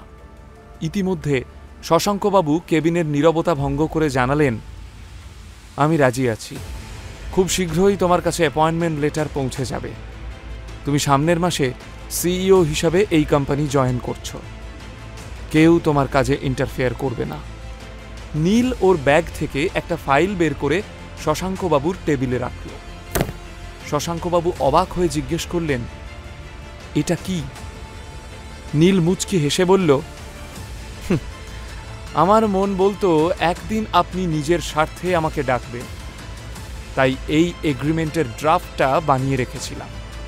আমাদের মধ্যে যা কিছু কথা হলো সেই কথাগুলো এইখানে লেখা আছে, আপনি পড়ে সাইন করে দিন। শশাঙ্কবাবু এতক্ষণে খুব ভালোভাবেই বুঝে গিয়েছিলেন নীলের মনের গভীরে জমে থাকা ক্ষত শুকোতে সময় লাগবে, তাই কথা না বাড়িয়ে সাইন করে একটা কপি নিজের কাছে রেখে ফাইলটা নীলের দিকে এগিয়ে দিলেন। নীল স্বস্তির নিঃশ্বাস ফেলার ভান করে বলল, যাক বাবা, এবার নিশ্চিন্ত হওয়া গেল। আসলে মানুষ ঠেকে শেখে তো। নীল ফাইলটা ব্যাগে ভরে নিয়ে হাসি মুখে বলল, এখন আবার আমরা ফ্যামিলি হয়ে গেলাম। দরকার পড়লে ফোন করব, ফোন ধরবেন, আর যা করতে বলবো করে দেবেন। মনে থাকবে। আজ তাহলে আসি। নীল অফিসের বাইরে এসে রাস্তায় দাঁড়িয়েছিল। আজ অনেক দিন বাদে ও ভীষণ খুশি। 4 বছর আগে কলেজ শেষ করে ও যখন আদ্রিতার বাবার কাছে কাজ শুরু করে, তখন শুধুমাত্র আদ্রিতার বাবা জানতেন এই নীল রায়চৌধুরী আসলে রায়চৌধুরী গ্রুপের সিইও হীরেন রায়চৌধুরীর ছেলে। নীল আদ্রিতার বাবাকে ভীষণভাবে শ্রদ্ধা করত, আর আদ্রিতাকে তো ও প্রথম দেখাতেই ভালোবেসে ফেলেছিল। অথচ সেই আদ্রিতাকে বিয়ে করে গত 2.5 বছরে অপমান আর অবহেলা ছাড়া নীলের কপালে আর কিছুই জোটেনি। মেট্রো স্টেশনে এসে ব্যাগ থেকে ফাইলটা বের করে দেখছিল নীল। একবার ওর মনে হলো ছুটে গিয়ে আদ্রিতাকে চিৎকার করে নিজের আসল পরিচয়টা জানাক, কিন্তু নিজের শ্বশুরের বলা একটা কথা মনে পড়ে গেল নীলের। উনি বলতেন, মানুষ হলো হাওয়া মোরগ, হাওয়া মোরগ যেমন হাওয়ার দিকে ঘুরে যায়, মানুষও তেমনি টাকা দেখলেই টাকার দিকে ঘুরে যায়। তাই জীবনে মানুষ চিনতে হলে নিজের আশেপাশে টাকা পয়সা বইতে দিও না। নীল স্থির করে, এখনই না, এই খবরটা এখন চাপা থাক, আরও চেনা বাকি আছে, আরও জানা বাকি আছে। এদিকে বাড়িতে আদ্রিতা ওর মাকে জিজ্ঞেস করে, মা, নীল কোথায় জানো? কখন থেকে ওকে ফোনে ট্রাই করে যাচ্ছি, ফোন সুইচ অফ বলছে। চিত্রা ঝাঁঝিয়ে উঠে জবাব দিলেন, জানি না আমি, এই বাড়িতে কি কেউ আমার কথা শোনে? আমি তো তোকে সকালেই বললাম নীল কেমন অদ্ভুত আচরণ করছে। কাল সারা দিন কিছু খায়নি, সকালে ইম্পর্টেন্ট মিটিং আছে বলে তোর সামনে দিয়েই তো বেরিয়ে গেল, তখন তো তেজ দেখিয়ে কিচ্ছু জিজ্ঞেস করলি না। আদ্রিতা বিরক্ত হয়ে বলল, তুমিও তো জিজ্ঞেস করতে পারতে। চিত্রা একইভাবে ঝাঁঝিয়ে উত্তর দিলেন, সবার সব দায় কি শুধু মায়ের? মা কি বাড়িতে বসে সারা দুনিয়ার খবর রাখবে? আদ্রিতা রুক্ষ গলায় উত্তর দিল, আমি ভেবেছিলাম আজ ওকে সাথে নিয়ে অফিস যাব, ফাইলগুলো ড্রপ করে দেবে আর ফেরার সময় আমার নেকলেসটা জুয়েলারি থেকে নিয়ে নেবে, কিন্তু ওর তো কোনো পাত্তাই নেই। একটা দীর্ঘশ্বাস ফেলে আদ্রিতা বলে, মা, পৃথিবীতে এত মানুষ থাকতে তোমরা বেছে বেছে এই অপদার্থটাকে কেন আমার গলায় ঝুলিয়ে দিয়েছিলে বলো তো? চিত্রা শান্তভাবে বলে, যতই রাগ দেখাস না কেন, তুই খুব ভালো করেই জানিস তোর বিয়েটা আমি দিইনি, দিয়েছিলেন তোর বাপি। উনি এই ছেলের মধ্যে কি দেখেছিলেন সেটা উনিই ভালো বলতে পারবেন। ইতিমধ্যে নিজের প্রসঙ্গে হওয়া কথাগুলোয় কান না দিয়ে চিত্রার পিছন দিয়ে বেরিয়ে যাচ্ছিল নীল। হঠাৎই নীলকে দেখে আদ্রিতা বিরক্ত হয়ে বলে, কোথায় ছিলে? বিশাল বড় হনু হয়েছ নাকি? ফোন করে পাওয়া যায় না? আমি অপদার্থ নই আদ্রিতা, তুমি আমার আসল পরিচয় জানো না। আমি রায়চৌধুরী পরিবারের ছেলে, কোম্পানির নতুন সিইও নীল রায়চৌধুরী। এক নিঃশ্বাসে নিজের মনের কথাগুলো আদ্রিতাকে জানিয়ে দেয় নীল। নীল নিজের সত্যিটা জানিয়ে দিল আদ্রিতাকে। এবার তাহলে কি ঘটতে চলেছে? সিইও হয়ে কি পরিবর্তন আসতে চলেছে নীলের জীবনে? সত্যিটা জানার পর কি নীল আদ্রিতার বৈবাহিক জীবন ছন্দে ফিরবে, নাকি ঘটবে ছন্দপতন? কি হলো নীল, হা করে কি দেখছো? আদ্রিতার কথায় নীলের হুঁশ ফেরে। এতক্ষণ ও দিবা স্বপ্ন দেখছিল, এখনও সত্যিটা জানানো হলো না আদ্রিতাকে। হা করে দাঁড়িয়ে না থেকে আমার সাথে অফিস চলো, ফেরার পথে আমার নেকলেসটা জুয়েলারি শপ থেকে নিয়ে নেবে। আদ্রিতার কথায় হালকা মাথা নাড়ে নীল। দ্রুত পায়ে আদ্রিতা বাড়ি থেকে বেরিয়ে যায়। কথা না বাড়িয়ে ওর পিছু নেয় নীল।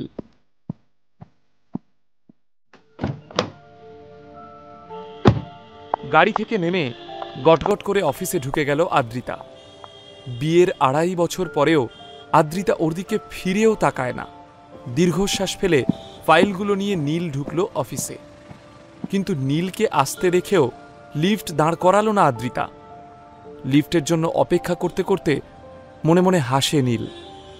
একবার যদি চিৎকার করে নিজের সত্যিটা আদ্রিতাকে জানাতে পারত সে। সেন কর্পোরেশনে অফিসে সব থেকে সুন্দর কেবিনটা হলো আদ্রিতার। নিজের কেবিনে ঢুকেই আদ্রিতা দেখল বিজন ওর জন্য অপেক্ষা করছে। আই এম সরি বিজন, অনেকক্ষণ ওয়েট করছো? ব্যাগটা রাখতে রাখতে বলল আদ্রিতা। সুন্দরী মহিলাদের জন্য ঘণ্টাখানেক অপেক্ষা না করলে কি চলে? হেসে উত্তর দেয় বিজন। আদ্রিতা হেসে জিজ্ঞেস করে, তা সকাল সকাল এত ভালো মুডে? কারণ জানতে পারি কি? বিজন ওর ব্যাগ থেকে একটা জুয়েলারি বক্স বের করে বলে, জানতে নয়, দেখতে পারো। বিজন আদ্রিতার সামনে একটা ঝলমলে হীরের নেকলেস রেখে বলে, এই দেখো, রয় চৌধুরী জুয়েলার্সের লিমিটেড কালেকশনস ডায়মন্ড নেকলেস। তোমার ভীষণ শখ ছিল না? তাই ভাবলাম এটা দিয়ে তোমাকে ইমপ্রেস করার আরও একটা চেষ্টা করে দেখি। জুয়েলারি বক্সটা হাতে নিয়ে নস্টালজিক হয়ে গেল আদ্রিতা। বছরখানেক আগে রয় চৌধুরী জুয়েলার্সের একটা এক্সিবিশনে এই চোখ ধাঁধানো ডায়মন্ড সেটটা ও দেখেছিল। আদ্রিতা জানে সেই এক্সিবিশনের এক একটা জুয়েলারি কোটি কোটি টাকাতে নিলাম হয়েছিল। তাই আদ্রিতা নিজেকে প্রশ্ন করে, এর তো অনেক দাম, বিজন এত টাকা পেল কোথায়? কাজের জায়গায় পরস্ত্রীকে ইমপ্রেস করার চেষ্টা না করে শুধুমাত্র নিজের কাজটুকু করলেই হয়। নীলের গুরুগম্ভীর কণ্ঠস্বরে চমকে উঠল আদ্রিতা। বিজনকে অপমান করছে নীল? হঠাৎ নীলের এত সাহস কোথা থেকে হলো? সবাইকে চমকে দিয়ে সশব্দে টেবিলে আদ্রিতার একগুচ্ছ ফাইল রাখল নীল। এই 2.5 বছরের বিবাহিত জীবনে এই প্রথম আদ্রিতা নীলকে একটা এত বড় সেন্টেন্স বলতে শুনল। নীলের চোখে এখন এক আলাদাই অনুভূতি। আদ্রিতা কিছু বলার আগে নীল ওর হাত থেকে ডায়মন্ড নেকলেসটা নিয়ে বিজনকে প্রশ্ন করে, শেষ পর্যন্ত আমার ওয়াইফকে ইমপ্রেস করতে তুই একটা ল্যাব গ্রোন ডায়মন্ড সেট নিয়ে এসেছিস? গ্রেট। আমার ওয়াইফ শব্দ দুটো যেমন আদ্রিতার কানে বিঁধল, তেমনি ল্যাব গ্রোন ডায়মন্ড সেট শব্দটা বিঁধল বিজনের বুকে। অনেক চিন্তা ভাবনা করে বিজন এই বহুমূল্য ডায়মন্ড সেটটা কিনেছিল। আসলে আজ সকালে ও রয় চৌধুরী জুয়েলার্সের একটা শোরুমে গিয়েছিল আদ্রিতার ড্রিম ডায়মন্ড নেকলেস কিনতে, কিন্তু আসল নেকলেসের দাম শুনে ওর প্রায় অজ্ঞান হওয়ার জোগাড়। এমন সময় দোকানের বুদ্ধিমতী সেলস স্টাফ ওকে এই ডুপ্লিকেট সেটটা দেখায়। অনেক দর কষাকষি করে অবশেষে প্রায় 24 লক্ষ দিয়ে এই সেটটা কিনে এনেছিল। বিজনের কাছে 24 লক্ষ টাকা কিন্তু একটুও ছোট ব্যাপার ছিল না। তবে আদ্রিতা সেনকে ইমপ্রেস করার জন্য এইটুকু জুয়া খেলাই যায়। সব ঠিকঠাক প্ল্যান মতো এগোচ্ছিল, কিন্তু এই নীল এসে যে এইভাবে হাটে হাঁড়ি ভেঙে দেবে সেটা বিজন স্বপ্নেও কল্পনা করতে পারেনি। নীলের মুখে তুই তোকারি শুনে ভীষণ রেগে গিয়ে বিজন বলে, এই সেটটার যা দাম তার 10 ভাগের 1 ভাগ টাকাও কি তুই চোখে দেখেছিস? নীল পাল্টা প্রশ্ন করে, আসল ডায়মন্ড তুই কখনো চোখে দেখেছিস? পরিস্থিতি হাতের বাইরে বেরিয়ে যাচ্ছে দেখে আদ্রিতা চিৎকার করে নীলকে ধমক দেয়, শাট আপ নীল, ক্ষমা চাও বিজনের কাছে। নীল চোয়াল শক্ত করে বলে, একটা মিথ্যেবাদীর কাছে ক্ষমা চাইতে হবে? কিসের জন্য? বিজন বুঝতে পারছিল যে তার ফাঁকিটা ধরা পড়ে গিয়েছে, তাই ড্যামেজ কন্ট্রোল করতে বলে ওঠে, আদ্রিতা, আমি জানি এটা ল্যাব গ্রোন ডায়মন্ড, খনি থেকে নয়। এই হিরে ল্যাবরেটরিতে খুব প্রিসাইসলি তৈরি করা হয়। এটা কিন্তু আসল হিরে। লেকচারটা বন্ধ কর। রীতিমতো ধমকে বিজনকে থামিয়ে দেয় নীল। একদিকে নীলের হঠাৎ পরিবর্তন, অন্যদিকে বিজনের ছেলে মানুষই। বিরক্ত হয়ে আদ্রিতা নীলকে বলে, তুমি এখন যাও নীল, কাজ করতে দাও আমাদের। বরাবর আদ্রিতার আদেশ নীল অক্ষরে অক্ষরে পালন করে এসেছে। এই প্রথমবার আদ্রিতার কথা শুনেও এক পাও নড়ল না সে, বরং আদ্রিতার চোখের দিকে সরাসরি তাকালো। ওর চাহনি দেখে থমকে দাঁড়ালো আদ্রিতা। তোমার এই কালেকশনটা পছন্দ? কথা দিচ্ছি এই নেকলেসটা আমি কিনে দেব তোমাকে। তার জন্য যত পরিশ্রম করতে হোক আমি করব। নীল খুব শান্তভাবে কথাগুলো বলল আদ্রিতাকে। তারপরই একবার বিষাক্ত দৃষ্টিতে বিজনের দিকে তাকালো এবং দ্রুত আদ্রিতার কেবিন থেকে বেরিয়ে গেল। যাওয়ার সময় নিজের ঠোঁটের কোণে হাসিটা বহু যত্নে লুকিয়ে রাখল নীল। আদ্রিতা আপ্রাণ চেষ্টায় নিজের বিস্ময়কে বিজনের থেকে লুকানোর চেষ্টা করে। সামনে পড়ে থাকা নেকলেসটা দেখে ভীষণ খুশি হওয়ার ভান করে আদ্রিতা বলে, তুমি নীলের কথায় কিছু মনে করো না বিজন। ওয়ার্থলেস ফেলো একটা, কাজ না করে বাড়িতে বসে থেকে বেসিক ম্যানার্সটাও ভুলে গেছে। আদ্রিতা জুয়েলারি সেটটা বন্ধ করে বলে, আমার কিন্তু এই সেটটা ভীষণ পছন্দ হয়েছে, কোনো ভালো ওকেশন দেখে নিশ্চয়ই পরব। ফেক হাসি দেখিয়ে নেকলেসটা ওর ড্রয়ারে রাখে আদ্রিতা। আদ্রিতার মুখের জবরদস্তির হাসিটা দেখে বিজন বুঝে যায় এই জুয়াটাতে ও শেষ মুহূর্তে হেরে গেছে, আর সেটাও এই অপদার্থ নীলের জন্য। নীল কি করে ধরে ফেলল আসল আর নকল ডায়মন্ডের তফাৎ? নিজেকে প্রশ্ন করে বিজন। আদ্রিতা এই মুহূর্তে নীলের মুখোমুখি হতে চাইছিল। ওর মনের মধ্যে ঝড় তুলেছে অনেকগুলো প্রশ্ন, যার উত্তর ওকে এক্ষুনি পেতে হবে। আদ্রিতা ব্যস্ততার ভান করে বিজনকে বলে, প্লিজ একটু বসো, আমি এক্ষুনি আসছি, কফি পাঠাচ্ছি তোমার জন্য। আদ্রিতা বেরিয়ে যেতেই বিজন প্রচণ্ড রাগে সশব্দের টেবিল চাপড়ে বলে, সকাল সকাল নগদ 24 লাখ জলে, সব ওই অপদার্থ নীলের জন্য।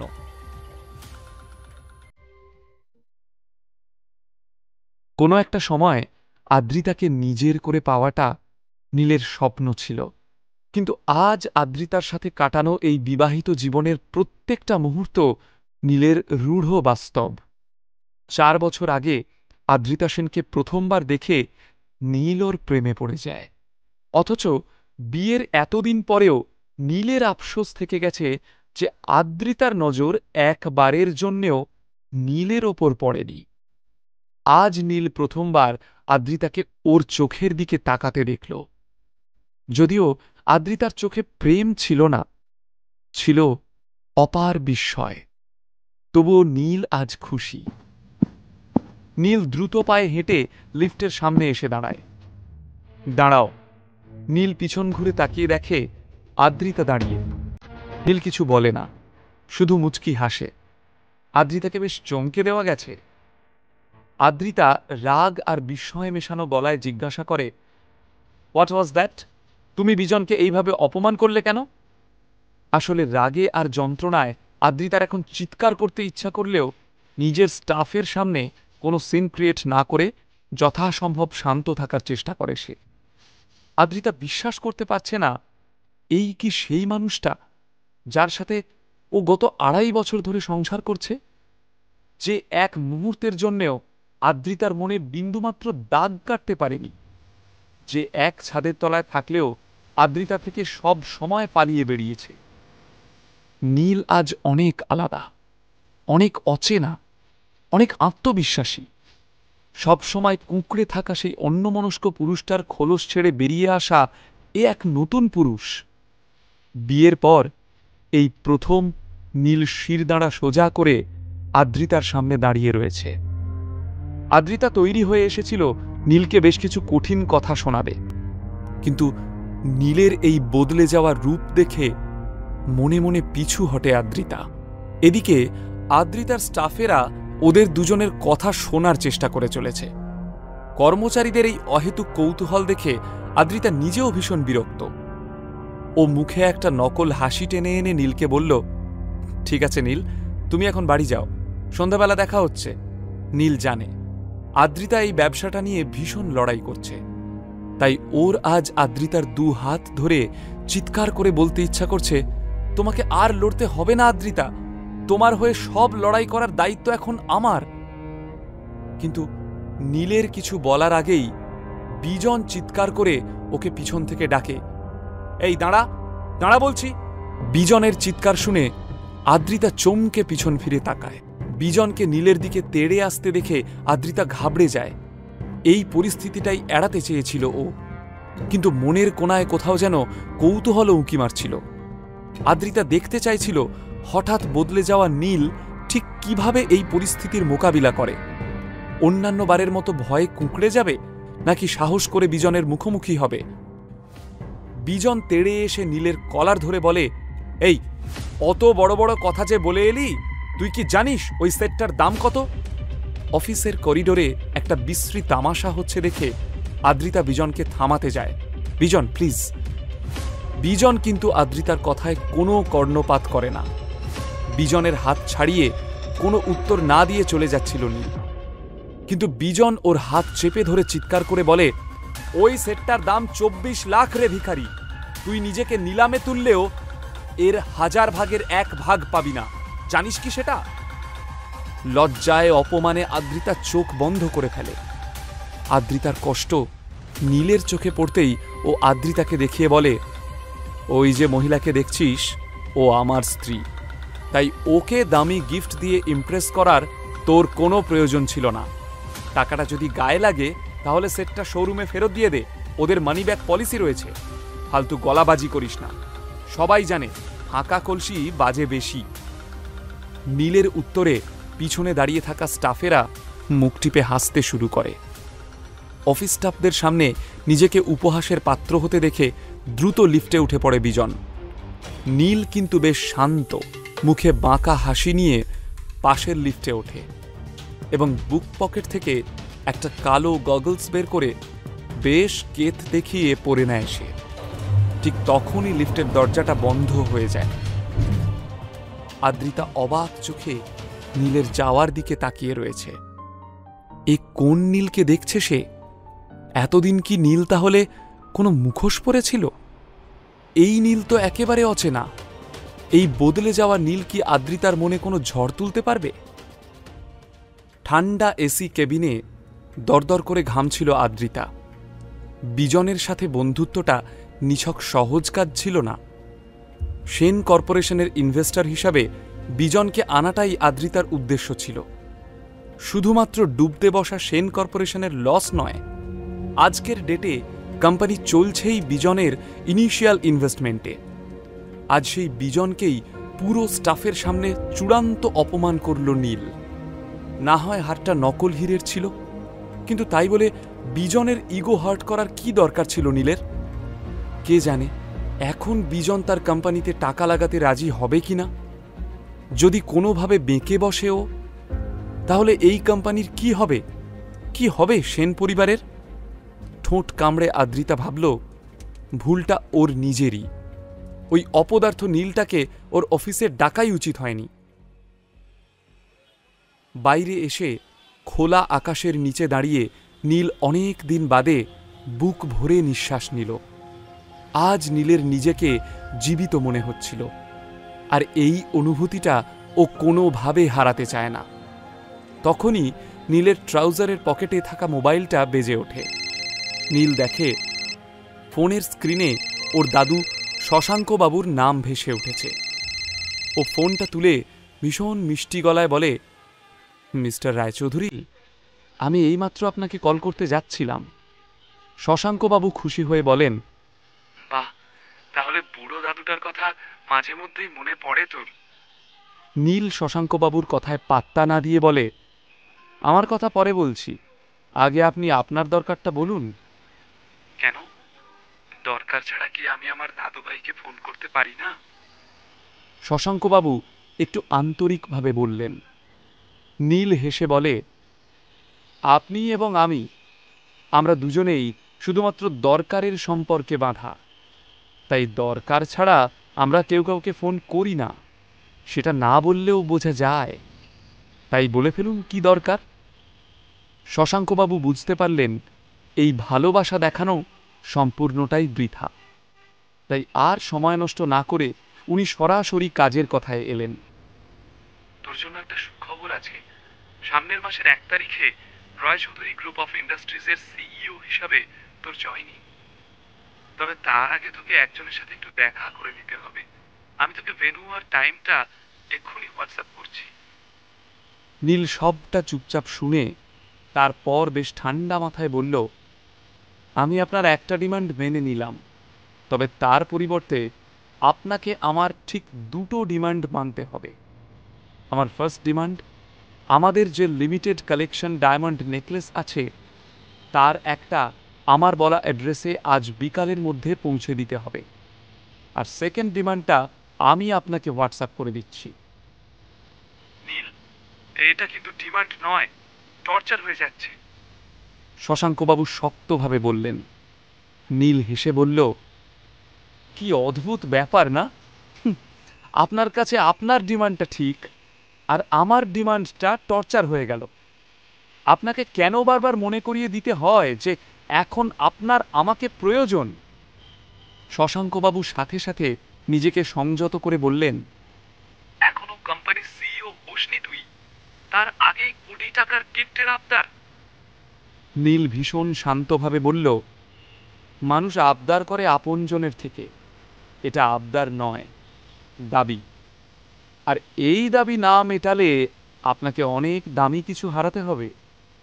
এবার আপনি ভেবে দেখুন কি করবেন।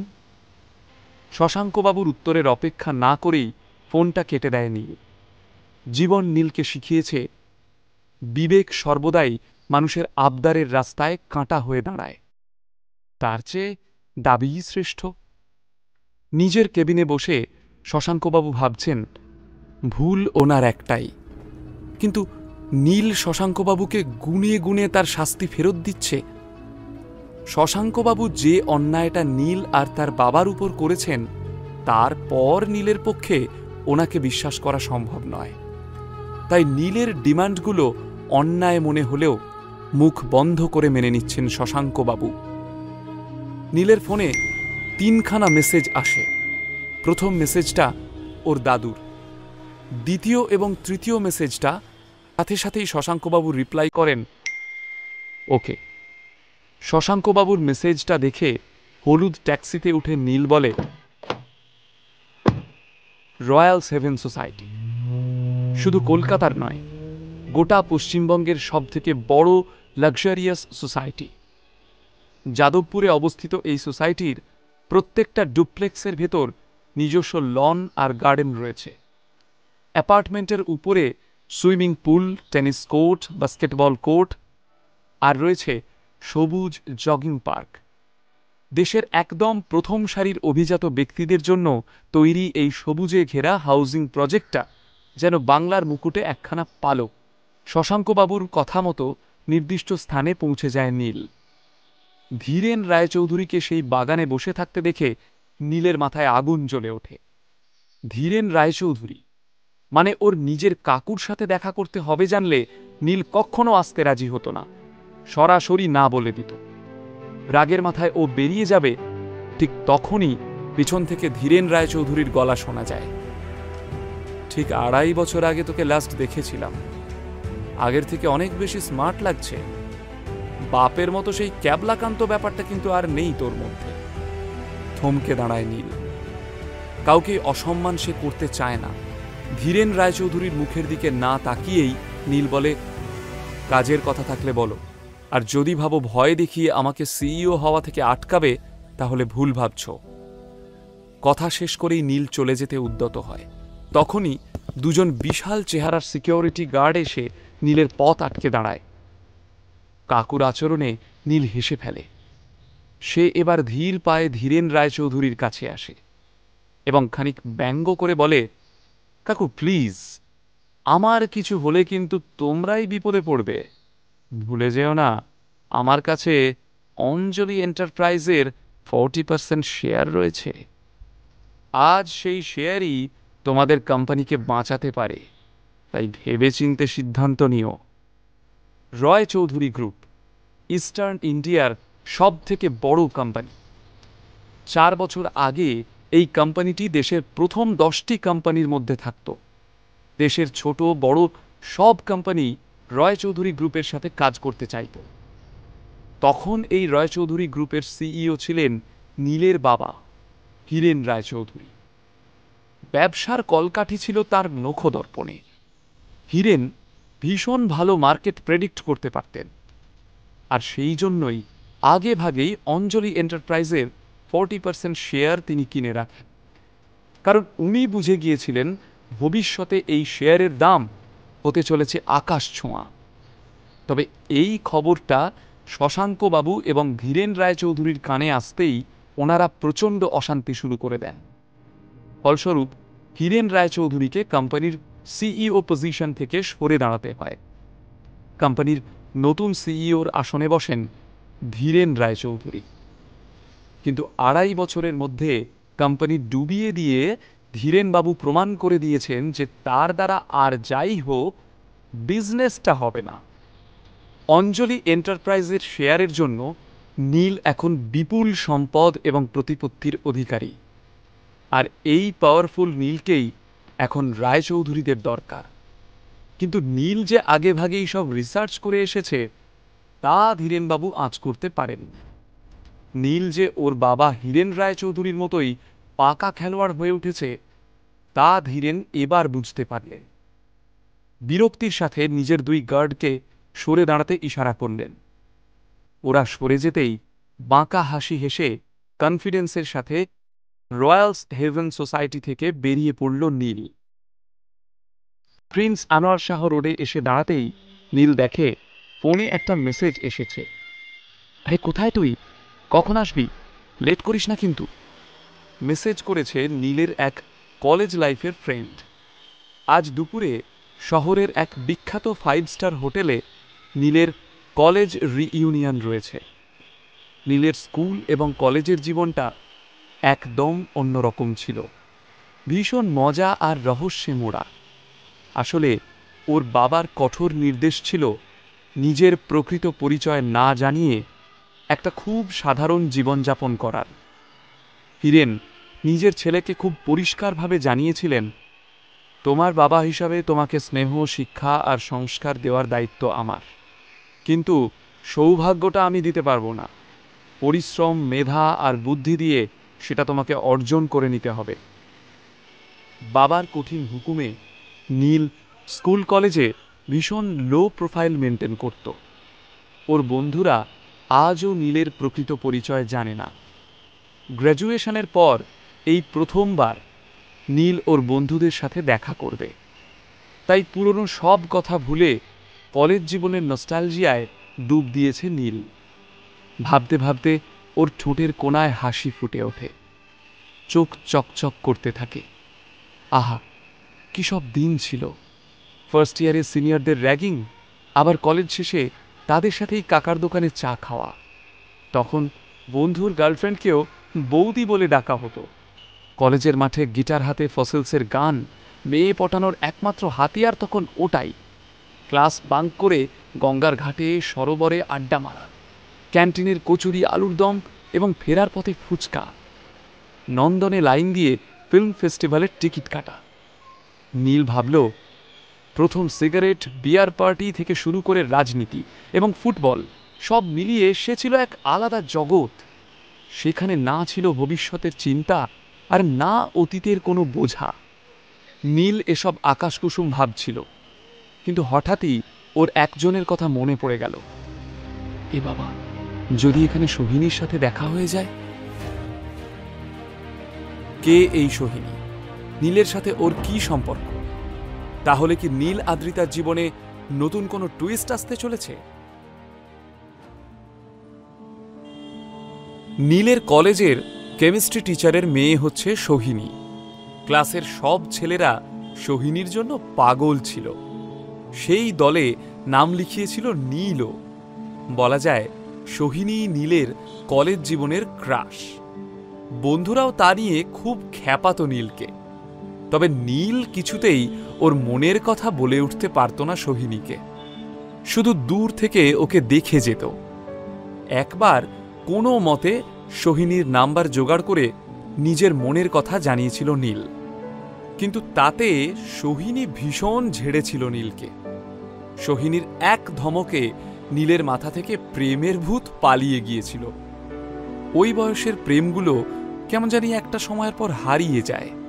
কলেজের পর নীল দু একবার সোশ্যাল মিডিয়াতে সোহিনীকে খোঁজার চেষ্টা করেছিল, কিন্তু তাতেও কোনো লাভ হয়নি। অবশ্য আদ্রিতাকে দেখার পর থেকে ও সব পাঠ চুকিয়ে দিয়েছে নীল। এখন নীলের মন প্রাণ জুড়ে শুধুই আদ্রিতা। তবুও মনের ভেতরটা কেমন একটা করছিল, এতদিন পর আবারও সোহিনীর সাথে দেখা হতে পারে। বড় দীর্ঘশ্বাস ছেড়ে একটা ট্যাক্সি দাঁড় করায় নীল। হলুদ নন এসি ট্যাক্সিতে দুপুরের গরমে ঘেমে যাচ্ছিল নীল। তবুও ওর মধ্যে অদ্ভুত একটা কনফিডেন্স কাজ করছিল। কান পাতলে শোনা যায় কেউ যেন ওকে ভেতর থেকে বড় হবার ইন্ধন যোগাচ্ছিল, বলছিল, তোকে আরও বড় হতে হবে নীল, অনেক বড়। সেন কর্পোরেশনের মিটিং রুম ছেড়ে বেরিয়ে হন্তদন্ত হয়ে আদ্রিতা ক্যাফেটেরিয়ার দিকে যাচ্ছিল। কোম্পানির লাভের অংশটা কিছুতেই বাড়াতে পারছে না আদ্রিতা। সেসব নিয়ে এমনিই মাথাটা খিটখিটে হয়েছিল ওর।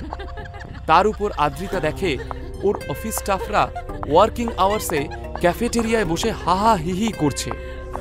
বাঙালির কাজের সময় এই আড্ডা মারার ব্যাপারটা আদ্রিতার মোটেই পছন্দ নয়। সে হনহনিয়ে ক্যাফেটেরিয়ায় ঢুকতে যাবে, কিন্তু সেখানে গিয়ে যা দেখল এবং শুনল তাতে আদ্রিতার মাথার ভেতর আগুন জ্বলে উঠল। আসলে আদ্রিতার কিছু অফিস স্টাফ নীলকে নিয়ে আলোচনা করছিল। আদ্রিতা সাবধানে ওদের পিছনে দাঁড়িয়ে দেখে ওরা একটা ভিডিও দেখছে। এই ভিডিওটা আজকের।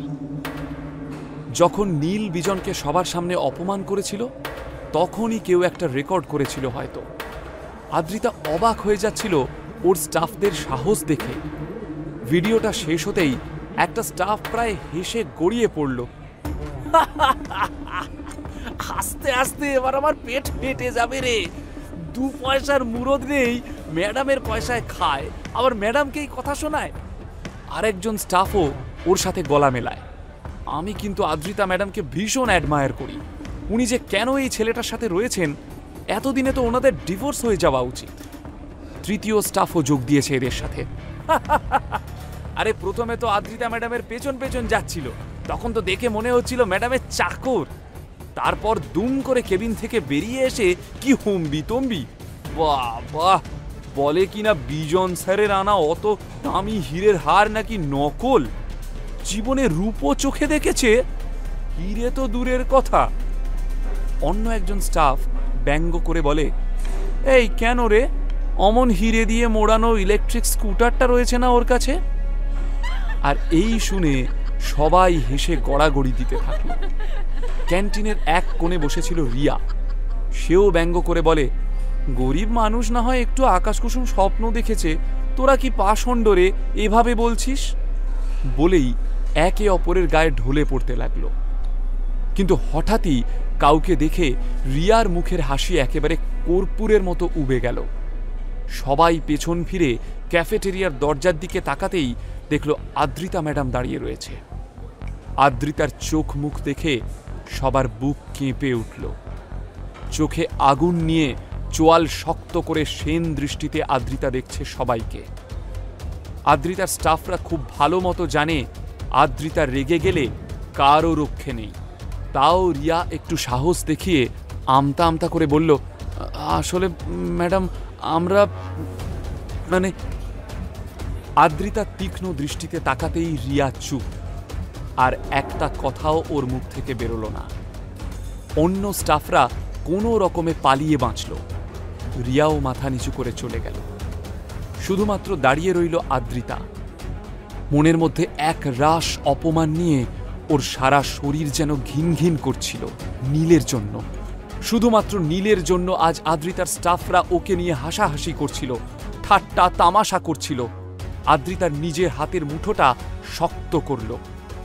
রাগে ঘৃণায় ওর সারা শরীর যেন ঝনঝন করে উঠল। নিজের কেবিনে ঢুকে সশব্দে কেবিনের দরজাটা বন্ধ করে দেয় আদ্রিতা। খাঁচায় বন্দি বাঘিনীর মতো ছটফট করছে সে। কফির কাপটাকেই সে 2 হাতে চেপে ধরে নিষ্ফল আক্রোশে। কানের মধ্যে কর্মচারীদের হাসির শব্দ এখনো গুঞ্জিত হচ্ছে। রাগে মেঝেতে আছড়ে ফেলে কফির কাপ। অফিসের কর্মচারীরা কাপ ভাঙার শব্দে সচকিত হয়।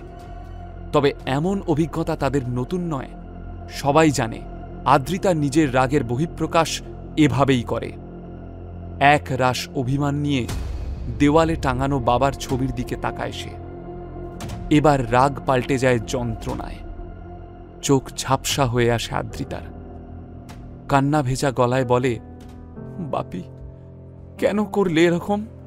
আমি তো তোমার কোনো কথা অমান্য করিনি, কখনো কোনো প্রেমের সম্পর্কে জড়াইনি, কারণ আমি জানতাম আমার বাপি আমার জন্য কখনো কোনো ভুল ডিসিশন নিতেই পারে না। এ তুমি আমার জন্য কেমন ভালো করলে বাপি? একটা অপদার্থ মেরুদণ্ডহীন মানুষের সাথে আমার সারাটা জীবন জুড়ে দিলে। এর চেয়ে তো নিজে হাতে আমায় বিষ খাইয়ে দিতে পারতে। বলতে বলতে কান্নায় ভেঙে পড়ে আদ্রিতা। আদ্রিতা শুধু তার বাবাকে নয়, মা চিত্রাকেও নিজের এই সর্বনাশের জন্য দোষারোপ করত। কিন্তু চিত্রার যে হাত পা বাঁধা, বিয়ের আগে সে নীলের ব্যাপারে কিছুই জানত না।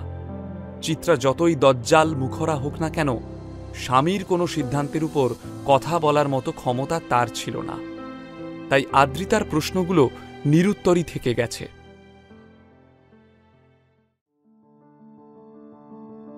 বন্ধুদের সঙ্গে রিইউনিয়নের চিন্তাটাই মন ভালো করে দিয়েছিল নীলের। তাই জীবনের বাড়তি চিন্তাগুলোকে পিছনে ফেলে ফুরফুরে মেজাজে বাড়ি ফিরল নীল। কিন্তু ঘরে ঢুকেই ও দেখল চায়ের কাপ হাতে সোফায় বসে টিভি দেখছে চিত্রা। নীলকে দেখে চিত্রা বলল, এই যে এদিকে এসো, তোমার সাথে আমার কিছু কথা আছে। নীল খুব ছেড়ে ফেলে রিইউনিয়ন পার্টিতে যাওয়ার জন্য তৈরি হল নীল। ব্ল্যাক স্যুট প্যান্টে নিজেকে প্রস্তুত করে নিল। মনে এক রাশ অপেক্ষা আর আনন্দ নিয়ে সে রওনা হল। ওর নিজের কোনো গাড়ি নেই, একটা ইলেকট্রিক স্কুটারেই সে যাতায়াত করে। ওর মতে ওল্ড ইজ গোল্ড। তাই আজও এই প্রিয়তম পক্ষীরাজেই রওনা দিল নীল। শহরের অন্যতম নামী ইম্পেরিয়াল হোটেলেই রিইউনিয়নের ব্যবস্থা করা হয়েছিল। নীল নিজের ইলেকট্রিক স্কুটারে করে সেই হোটেলের পার্কিংয়ে এসে দাঁড়াল। নীলের অবস্থা দেখে হোটেলের দারোয়ানরাও মুচকি হাসল, কিন্তু তাতে বিশেষ পাত্তা দিল না নীল। ফুরফুরে মনে সবে মাত্র হোটেলে প্রবেশ করতে যাচ্ছে, পিছন থেকে একটা ডাক শুনে থমকে দাঁড়ালো। আইরে, আমার জন্য একটু দাঁড়া। পেছন ফিরতেই নীলের মুখে অনাবিল হাসি ফুটে উঠল। একটা লাল রঙের মার্সিডিজ থেকে ঝাঁকড়া চুলের যে সুদর্শন ছেলেটি নেমে এসেছে, ও নীলের বন্ধু শুভ্র। নীল প্রফুল্ল মনে এগিয়ে গেল শুভ্রর দিকে। আরে ভাই, কতদিন পর তোর সঙ্গে দেখা, কেমন আছিস বল? শুভ্র চোখ দিয়ে মেপে নিল নীলকে। নীলের পোশাক সুন্দর হলেও দামের দিক থেকে শুভ্রর ধারে কাছেও যাচ্ছে না। তাই দেখে শুভ্রর চোখে স্পষ্ট কৌতুকের ছাপ প্রকাশ পেল। সে বলল, নিজেই দেখে বুঝে নে কেমন আছি। নীল খুব সহজভাবেই শুভ্রকে বলল, দেখে তো ফ্যান্টাস্টিক মনে হচ্ছে। শুভ্র একটা অহংকারী ভঙ্গিতে বলল, ওই আর কি, এই যেমন লাস্ট মান্থে এই গাড়িটা কিনলাম, বেশি না, ওই 50 লাখ পড়ল বুঝলি। অর্থ কৌলিন্য দিয়ে সম্মান কেনাতে কোনোদিনই আগ্রহী নয় নীল, কিন্তু ও বুঝতে পারল যে শুভ্র ওকে পয়সার দেমাক দেখাচ্ছে। তবে এই নীল তো একদম আলাদা। ও কি মুখ বুঝে সব সয়ে যাবে, নাকি নতুন কোনো খেলা শুরু করবে? বেশ রহস্য নিয়ে নীল শুভ্রকে বলল, তোকে একটা ম্যাজিক দেখাবো। নীল ঠিক কি করতে চাইছে শুভ্রর সাথে? কি ঘটতে চলেছে এই পার্টিতে? সোহিনীর সাথে দেখা হওয়ার পর কি হবে? নীলের সেই দ্বিতীয় শর্তটাই বা কি ছিল? আর সেই ডায়মন্ড নেকলেসটা কি পেল আদ্রিতা? শুভ্র বেশ ব্যঙ্গ করে জিজ্ঞেস করল, আজকাল ম্যাজিক দেখিয়ে পেট চালাচ্ছিস নাকি? বলেই হো হো করে হাসতে শুরু করল শুভ্র। নীল আবেগের সাথে নিজের ইলেকট্রিক স্কুটারটা দেখিয়ে বলল, তোর গাড়িটা তো দেখলাম, এবার আমার পক্ষীরাজটা দেখ। একবার চাপলেই মনে হবে খোলা আকাশে উড়ছিস, যেন পিসি সরকারের ম্যাজিক। নীলের আওয়াজে মায়া জড়িয়ে রয়েছে। শুভ্র কিছুক্ষণ হা করে নীলকে দেখল, তারপর সশব্দে হেসে উঠল। থাক বাবা, তোর ওই পক্ষীরাজ তোকেই মানায়। নীল বেশ বুঝতে পারল শুভ্র ওকে নিয়ে ব্যঙ্গ করছে। আগেও শুভ্র এমনই ছিল। লম্বা সুঠাম দেহের অধিকারী শুভ্র ছিল স্কুল কলেজের স্পোর্টস ক্যাপ্টেন। বহু মেয়ের ক্রাশও ছিল। সেই সময়ও নীলকে নানাভাবে তাচ্ছিল্য করার সুযোগ খুঁজত শুভ্র। আজও সেই প্রবণতা ওর যায়নি। নিজের মনের ভাব প্রকাশ না করে শুভ্রর সাথে রিইউনিয়ন পার্টি হলে ঢুকে পড়ল নীল। শুভ্রর পোশাকের চাকচিক্য, ওর বড়লোকি চালে প্রায় সব বন্ধুরাই ওকে নিয়ে মাতামাতি শুরু করল। বাইরের দেখনদারি নেই বলে নীলকে যেন চিনতে পেরেও না চেনার ভান করল সবাই। আঘাত পেল নীল। অনেক প্রত্যাশা নিয়ে সে এসেছিল এখানে, তার ফেলে আসা শৈশব খুঁজে পাবে বলে। কিন্তু সময়ের সাথে সাথে মানুষ কত পাল্টে যায়। স্কুল কলেজে এক বেঞ্চে বসা বন্ধুরা জীবনে প্রতিষ্ঠিত হওয়ার পর আর যেন চিনতেও পারছে না নীলকে। আহত নীলের মনে হল, আসলে এই দুনিয়ায় সবাই টাকার বশ। অবশ্য পাশাপাশি আরও একটা কথা মনে হল নীলের, এই পার্টিতে আজ যারা এসেছে পরস্পরকে দেখে এত আন্তরিকতা দেখাচ্ছে, সবটাই তো মিথ্যে। যে ভালোবাসা ওরা দেখাচ্ছে সেটা বন্ধুর প্রতি বন্ধুর ভালোবাসা নয়, স্টেটাস আর অর্থের প্রতি শো অফ মাত্র। দীর্ঘশ্বাস ফেলে নীল ভাবে, অন্তত এরা তার সাথে যে আচরণটা করছে তাতে কোনো মিথ্যে নেই, এটুকুই সান্ত্বনা। নীল পার্টি হলের কোণে একটা চেয়ারে গিয়ে বসে। ঠিক তখনই ওর মোবাইলে একটা মেসেজ আসে। সেই মেসেজটা দেখে নীলের মুখে চওড়া একটা হাসি ফুটে ওঠে। ফোনের স্ক্রিনে ভেসে উঠেছে, 2 crore is credited in your bank account। নীল ফোনের স্ক্রিনে চুমু খেয়ে আপন মনেই হাসতে থাকে। নিজেকে যেন রাজার মতো মনে হচ্ছে নীলের। নীল শশাঙ্ক রায়চৌধুরীকে বলেছিল, আগামী 24 ঘন্টার মধ্যে যদি 2 কোটি টাকা তার অ্যাকাউন্টে ক্রেডিট না হয় তবে রায়চৌধুরীদের সঙ্গে হওয়া তার কন্ট্রাক্ট বাতিল হয়ে যাবে। শশাঙ্ক রায়চৌধুরী তার কথা রেখেছেন। রায়চৌধুরীরা এখন প্রায় নীলের বশেই, আর সেটা খুব ভালোভাবে বুঝতে পারে নীল। হঠাৎই একটা হইচই পড়ে যায় পার্টি হলে। নীলের হুঁশ ফেরে। সে দেখে সব বন্ধুরা হলের গেটের কাছে ভিড় করেছে। নীলের মনে প্রশ্ন জাগে, কে এসেছে? সে উঁকি ঝুঁকি মেরে কিছু লোককে সরিয়ে গেটের কাছে যেতেই দেখতে পেল সোহিনীকে। বাহ, কি অপরূপ সুন্দরী দেখাচ্ছে ওকে! কলেজ জীবনের ক্রাশকে দেখে মুগ্ধ হয়ে গেল নীল। ও ভাবল একবার কাছে গিয়ে সোহিনীর কুশল সংবাদ নেওয়া যাক। কিন্তু ঠিক তখনই শুভ্র চোখ পাকিয়ে বলা শুরু করল, এই তোরা সবাই শোন, একটা দারুণ গুড নিউজ আছে। সোহিনী, তুই বলবি না আমরা বলবো? নীল দেখে সোহিনী মিটিমিটি হাসছে। কি এমন সুখবর যার জন্য সবাই সোহিনীকে এভাবে ঘিরে ধরেছে? সোহিনী কিছু বলার আগেই শুভ্র বলল, আমাদের সোহিনী কোন কোম্পানিতে মডেলিং এর কন্ট্রাক্ট পেয়েছে জানিস? The great Roy Chowdhury industries. এই শুনে সবাই হাততালি দিয়ে উঠল, অভিনন্দন জানালো সোহিনীকে। নীল কিন্তু মনে মনে মজা পাচ্ছিল। যে কোম্পানির সঙ্গে চুক্তিবদ্ধ হওয়ার আনন্দে সোহিনী এত উচ্ছ্বসিত, শুভ্র সহ বাকিরাও ওকে তেল দিতে ব্যস্ত, সেই কোম্পানিরই ভাবি সিইও শ্রীমান নীল রায়চৌধুরী। অথচ কেউ সে কথা জানে না। সোহিনী সবার প্রশংসা বেশ উপভোগ করছিল। সবাই তো পারলে সোহিনীকে মাথায় তুলে নাচে। একজন তো সোহিনীর সামনে হাত পেতে দিয়ে বলল, এখনই একটা অটোগ্রাফ দিয়ে রাখ সোহিনী, পরে তো আর নাগাল পাওয়া যাবে না। এই শুনে সবাই একচোট হেসে নিল। শুভ্র বেশ গর্বের সাথে বলল, রায়চৌধুরীদের প্রডিউস করার প্রায় সবকটা সিনেমাই কিন্তু সুপার ডুপার হিট। ওইসব মুভিতে একবার চান্স পাওয়ার পর কোনো অভিনেতাদেরই আর ফিরে তাকাতে হয়নি। তাদের ক্যারিয়ার সেট হয়ে গেছে। আমি শিওর তোর ক্ষেত্রেও তাই হবে। সোহিনী একটু অহংকারী হাসি হেসে এমন ভাব করল যেন এসব প্রশংসায় ওর কিচ্ছু আসে যায় না। ধীরে ধীরে একটা চেয়ারে এসে বসল সোহিনী। তার ঠিক উল্টো দিকের চেয়ারে গিয়ে বসল নীল।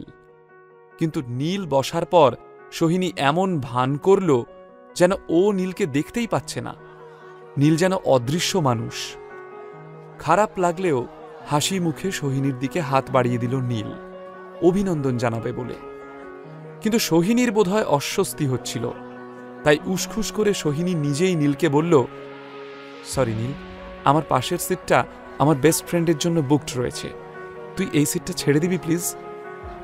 নীল বুঝতে পারল সোহিনীও ওকে এড়িয়ে যেতে চাইছে। মনে যন্ত্রণা নিয়ে ফিরে যাচ্ছিল নীল। কিন্তু কিছুটা যেতেই ও থমকে দাঁড়াল। মনে মনে ভাবল, এত সহজে কোনো কনক্লুশনে আসাটা কি ঠিক? আজকেই যাচাই করে নেওয়া যাবে যে টাকার গরমে সোহিনীরও কি বাকিদের মতো মাটিতে পা পড়ে না, নাকি সোহিনী এখনো আগের মতো ভালো মানুষ রয়ে গেছে। নীলের মাথায় একটা দুষ্টু বুদ্ধি খেলে গেল, নিজে বোকা সাজার ভান করে অন্যদের বোকা বানানোর বুদ্ধি। নীল এক গাল হেসে সোহিনীর কাছে ফিরে গেল এবং ক্যাবলাকান্তের মতো বলল, এ বাবা, ওই দেখো, তোমার কলেজ জীবনের বেস্ট ফ্রেন্ড প্রিয়াঙ্কা এবং শুভ্র দুজনেই তোমার ল্যাং মেরে বার কাউন্টারে বসে গল্প করছে। ওরা কি তোমার পাশে আর বসবে? নীলের এই কথা শোনার জন্য প্রস্তুত ছিল না সোহিনী। সে ভেবেছিল তার কথা শুনে নীল সুরসুর করে উঠে চলে যাবে, কিন্তু নীল উল্টে তাকেই এভাবে অপমান করল। আক্রোশে ঠিক পাল্টা অপমানটাই করতে চাইল সোহিনী। নিজের বাঁ হাতের আঙুল দিয়ে নিজের নাকটা চেপে ধরে বেশ চিৎকার করেই বলল, আসলে তোমার গায়ে ভীষণ দুর্গন্ধ নীল, আমার তাতে গা গুলিয়ে উঠছে। সোহিনীর কথা শুনে নীল যেন আকাশ থেকে পড়ল। ওকে অপদস্থ করার জন্য এ কেমন কথা বলল সোহিনী? সবার সামনে সোহিনী এভাবে ছোট করল নীলকে। আশেপাশের বন্ধুরা ব্যাপারটাতে মজা পেয়ে গিয়েছে। তারাও সোহিনীর তালে তাল মিলিয়ে নীলকে ব্যঙ্গ করতে শুরু করল। সত্যি নীলটা আর শুধরালো না। এত বড় একটা পার্টিতে আসার আগে চানটুকুও করে আসিসনি? রায়চৌধুরীদের হবু স্টারের পাশে তোকে তো ডাস্টবিন লাগছে রে নীল। এই শুনে নীলের ক্লাসমেটরা সবাই হো হো করে হাসতে শুরু করল। কেউ আবার বলল, আরে বেচারাটাকে দিন মজুরি খাটতে হয়, দেখ না, জামা কাপড়ে ওর চেহারায় কোনো জৌলুস নেই। পরিশ্রমের কাজ করলে গায়ে তো ঘামের দুর্গন্ধ হবেই। সোহিনীর বেশ মজা লাগছিল। নিজের অপমানের আচ্ছা বদলা নিতে পেরেছে সে। নীলের বাকি বন্ধুরাও সোহিনীকেই সাপোর্ট করল। নীল, তুই এখান থেকে সর তো। সোহিনী সবে নিজের উজ্জ্বল ভবিষ্যতের পথে পা রাখছে, তোর মতো আনলাকি পার্সনের সঙ্গ ওর জীবনে ব্যাড লাক নিয়ে আসবে। যা যা, এখান থেকে ভাগ। নীল স্তব্ধ হয়ে গিয়েছিল তার বন্ধুদের আচরণ দেখে। নীলের পোশাকে চাকচিক্যের অভাব, তাই তার বন্ধুরা তাকে এইভাবে তাচ্ছিল্য করছে, হেনস্থা করছে, এমনটা সে দুঃস্বপ্নেও ভাবেনি। সে এতটাই আহত, বিস্মিত ছিল যে প্রতিবাদ করার ভাষাটুকুও খুঁজে পাচ্ছিল না। মাথা নিচু করে চলে যাচ্ছিল নীল। হঠাৎই একজন এসে নীলের হাতটা ধরল এবং ভিড়ের বাইরে টেনে নিয়ে গেল তাকে। নীল সেই মুহূর্তেই বুঝতে পারল এটা তার স্কুল ও কলেজ জীবনের সব থেকে কাছের বন্ধু মিহির। কারণ এই কাজটা মিহির আজীবনই করে এসেছে। আজও মিহির নীলকে পার্টি হলের একটা ফাঁকা জায়গায় নিয়ে গিয়ে অভিযোগের গলায় বলল, হ্যাঁ রে, বিয়ে করেও তোর সোহিনীর জন্য প্রেম গেল না? ফালতু চারটে খিস্তি খাওয়ার জন্য কেন ওর পেছনে ঘুরঘুর করছিস?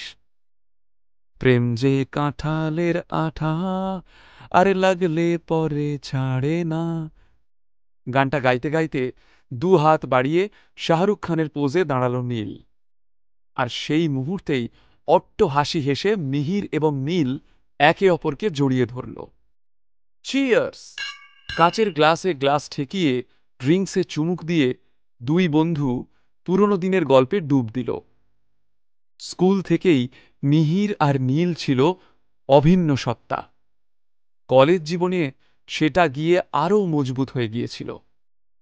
পাড়ার মোড়ে মারপিট থেকে শুরু করে টিচারের বকুনি, সব রকম বিপদ থেকে মিহিরই নীলকে বাঁচিয়ে আনত। আবার মেয়ে পটানোর হেল্প থেকে শুরু করে পরীক্ষার হলে টুকলি পাচার, নীলও মিহিরের জন্য জীবন দিয়ে দিতেও পিছপা হতো না। নীল মনে মনে এটুকু ভেবে স্বস্তি পেল যে বাকিরা পাল্টে গেলেও মিহির অন্তত আগের মতোই রয়েছে। ওদের বন্ধুত্ব আজও অটুট আছে দেখে নীল মনে মনে খুশি হল। ওদিকে পার্টি ক্রমেই রঙিন হয়ে উঠছিল। লাঞ্চের আগেই প্রায় সবাই নেশায় ডুবে গিয়েছিল। এক এক দিক থেকে এক এক রকম বায়নাক্কা কানে আসছিল। কেউ কলেজের মতো গিটার বাজিয়ে গান গাইতে চাইছে, কেউ আবার আগের মতো ক্যারম পেটাতে চাইছে, কেউ আবার মাটন বিরিয়ানি এবং চিকেন চাপে মন দিয়েছে। এরই মধ্যে শুভ্র উঠে গিয়ে সোহিনীর হাতটা ধরে বলল, সোহিনী, তুই আজ বাদে কাল স্টার হতে চলেছিস, তো আজ আমাদের জন্য একটা স্টার পারফরমেন্স হয়ে যাক। কলেজের ফ্রেশার্স বা সোশ্যালে তো হেভি নাচ করতিস, প্লিজ সোহিনী। সোহিনী লাজুকভাবে প্রথমে না না করলেও সবার উৎসাহ দেখে ও আর নিজেকে আটকাতে পারল না। সোহিনীও ভালোই নেশা করেছে।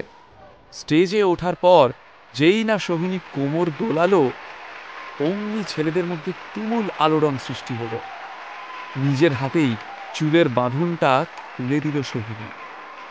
মায়াবী চোখে সোহিনী হয়ে উঠল মোহময়ী। না চাইলেও বারবার সেদিকে চোখ চলে যাচ্ছিল নীলের। এমন সময় মিহির একটা গভীর দীর্ঘশ্বাস ফেলে বেশ নাটকীয় ভঙ্গিতে বলল, হায় ভাই নীল, তোকে আর কি দোষ দেব? এমন একটা সুন্দরী গার্লফ্রেন্ড যদি আমার থাকতো, জীবনটা সার্থক হয়ে যেত রে। অবাক চোখে নীল মিহিরের দিকে তাকালো। বেটা, শেষে কিনা তুইও? তারপর মিহির আর নীল দুজনেই হো হো করে হেসে উঠল। নীল আরো কিছু বলতে যাচ্ছিল, কিন্তু তার আগেই ওর পকেটের ফোনটা বেজে উঠল। ফোনটা বের করেই চমকে উঠল নীল। কার ফোন? যা দেখে চমকালো নীল। সোহিনীর প্রতি কি নীল আবার আকৃষ্ট হচ্ছে? এবার কি কোনো ত্রিকোণ প্রেমের গল্প শুরু হতে চলেছে আদ্রিতা, নীল এবং সোহিনীর মধ্যে? তাহলে কি আদ্রিতার ফ্যামিলি গেট টুগেদারে কোনো বিশাল ঝড় অপেক্ষা করে রয়েছে?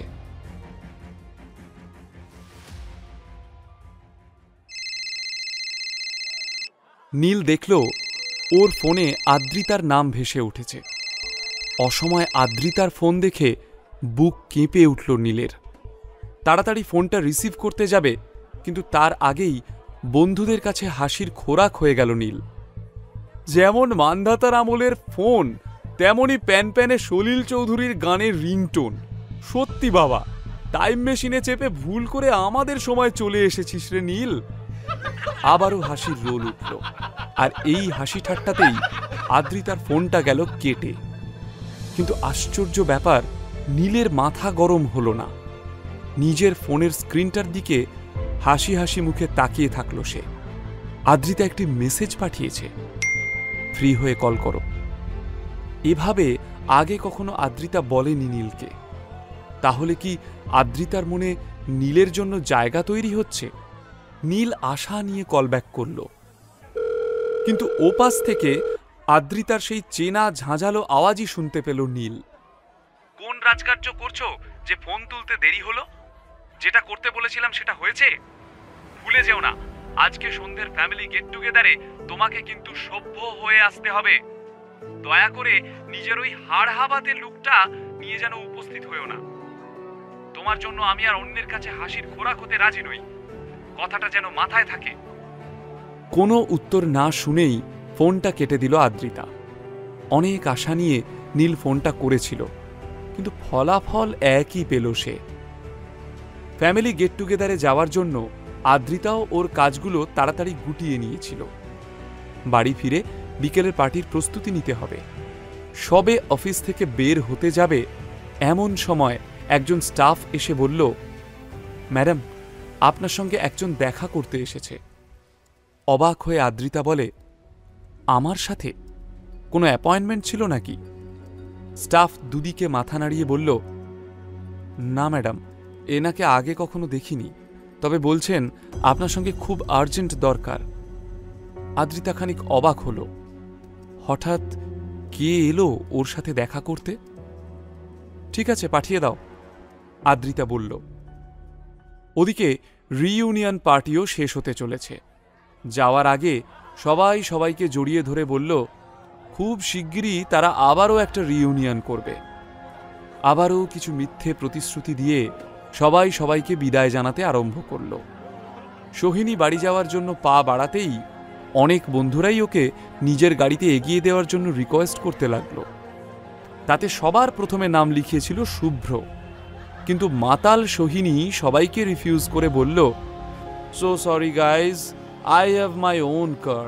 So excuse me. সোহিনী সকলকে হতাশ করে নিজের ইম্পোর্টেড গাড়িতে ধুলো উড়িয়ে চলে গেল।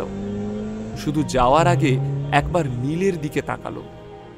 কেন তাকালো তা নীলও বুঝতে পারল না। সোহিনী চলে যেতেই নীলের মনে পড়ল আদ্রিতার কথাগুলো। সত্যি এখনও সেনবাড়ির গেট টুগেদারে পরে যাওয়ার মতো পোশাক কেনা হয়নি তার।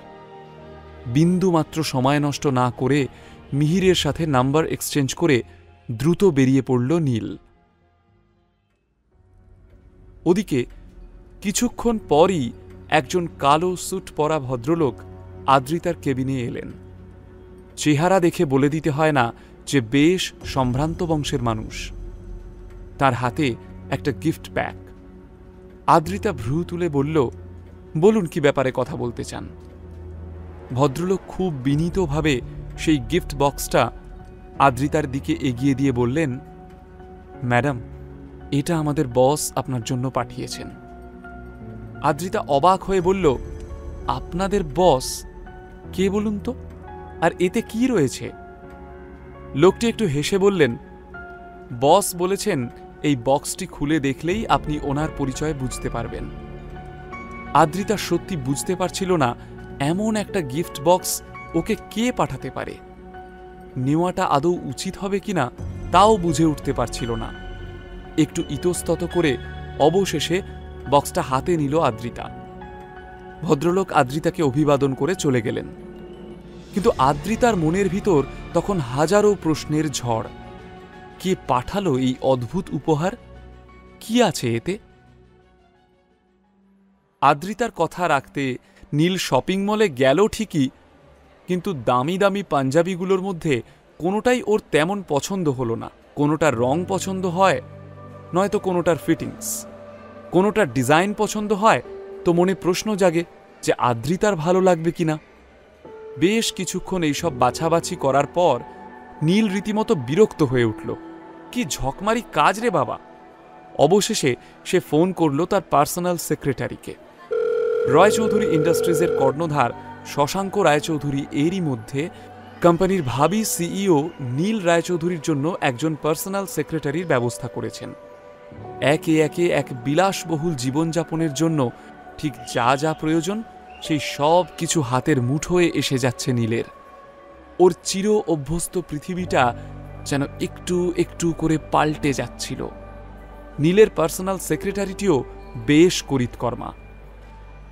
খুব তাড়াতাড়ি সে নীলের জন্য একটা সুন্দর সিল্কের পাজামা পাঞ্জাবি বেছে ফেলল, যার রংটাও সুন্দর, আবার ফিটিংও সেরা। ট্রায়াল রুমে নিজেকে আয়নায় দেখে নীলের মনে হলো এটা আদ্রিতার নিশ্চয়ই পছন্দ হবে। জামা কাপড় কেনা হলে নীল রওনা হলো বাড়ির পথে। গিফট বক্সটা হাতে নিয়ে অনেকক্ষণ চুপচাপ বসেছিল আদ্রিতা। একদিকে অদম্য কৌতূহল, অন্যদিকে একটা অদ্ভুত অস্বস্তি হচ্ছিল ওর। অবশেষে অস্বস্তিটাকে দমন করে আদ্রিতা গিফট বক্সটা খুলে ফেলল। আর বক্সটা খোলার সঙ্গে সঙ্গে আদ্রিতার চোখ ধাঁধিয়ে গেল হীরের ঝলকানিতে। পাশে দাঁড়ানো দুজন স্টাফ হারটা দেখে আর নিজেদের সংবরণ করতে পারল না।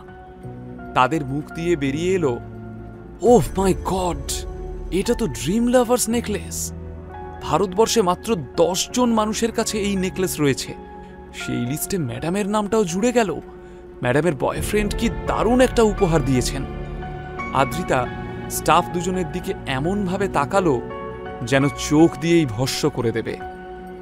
তারা তড়িঘড়ি সেখান থেকে দৌড়ে পালালো। কিন্তু আদ্রিতার তখনও বিস্ময়ের ঘোর কাটেনি। তার ছোটবেলা থেকেই স্বপ্ন একদিন সে এমন একটা নেকলেস কিনবে। আজ সেই স্বপ্ন পূরণ হলো, কিন্তু তবুও আদ্রিতা স্বস্তি পাচ্ছে না।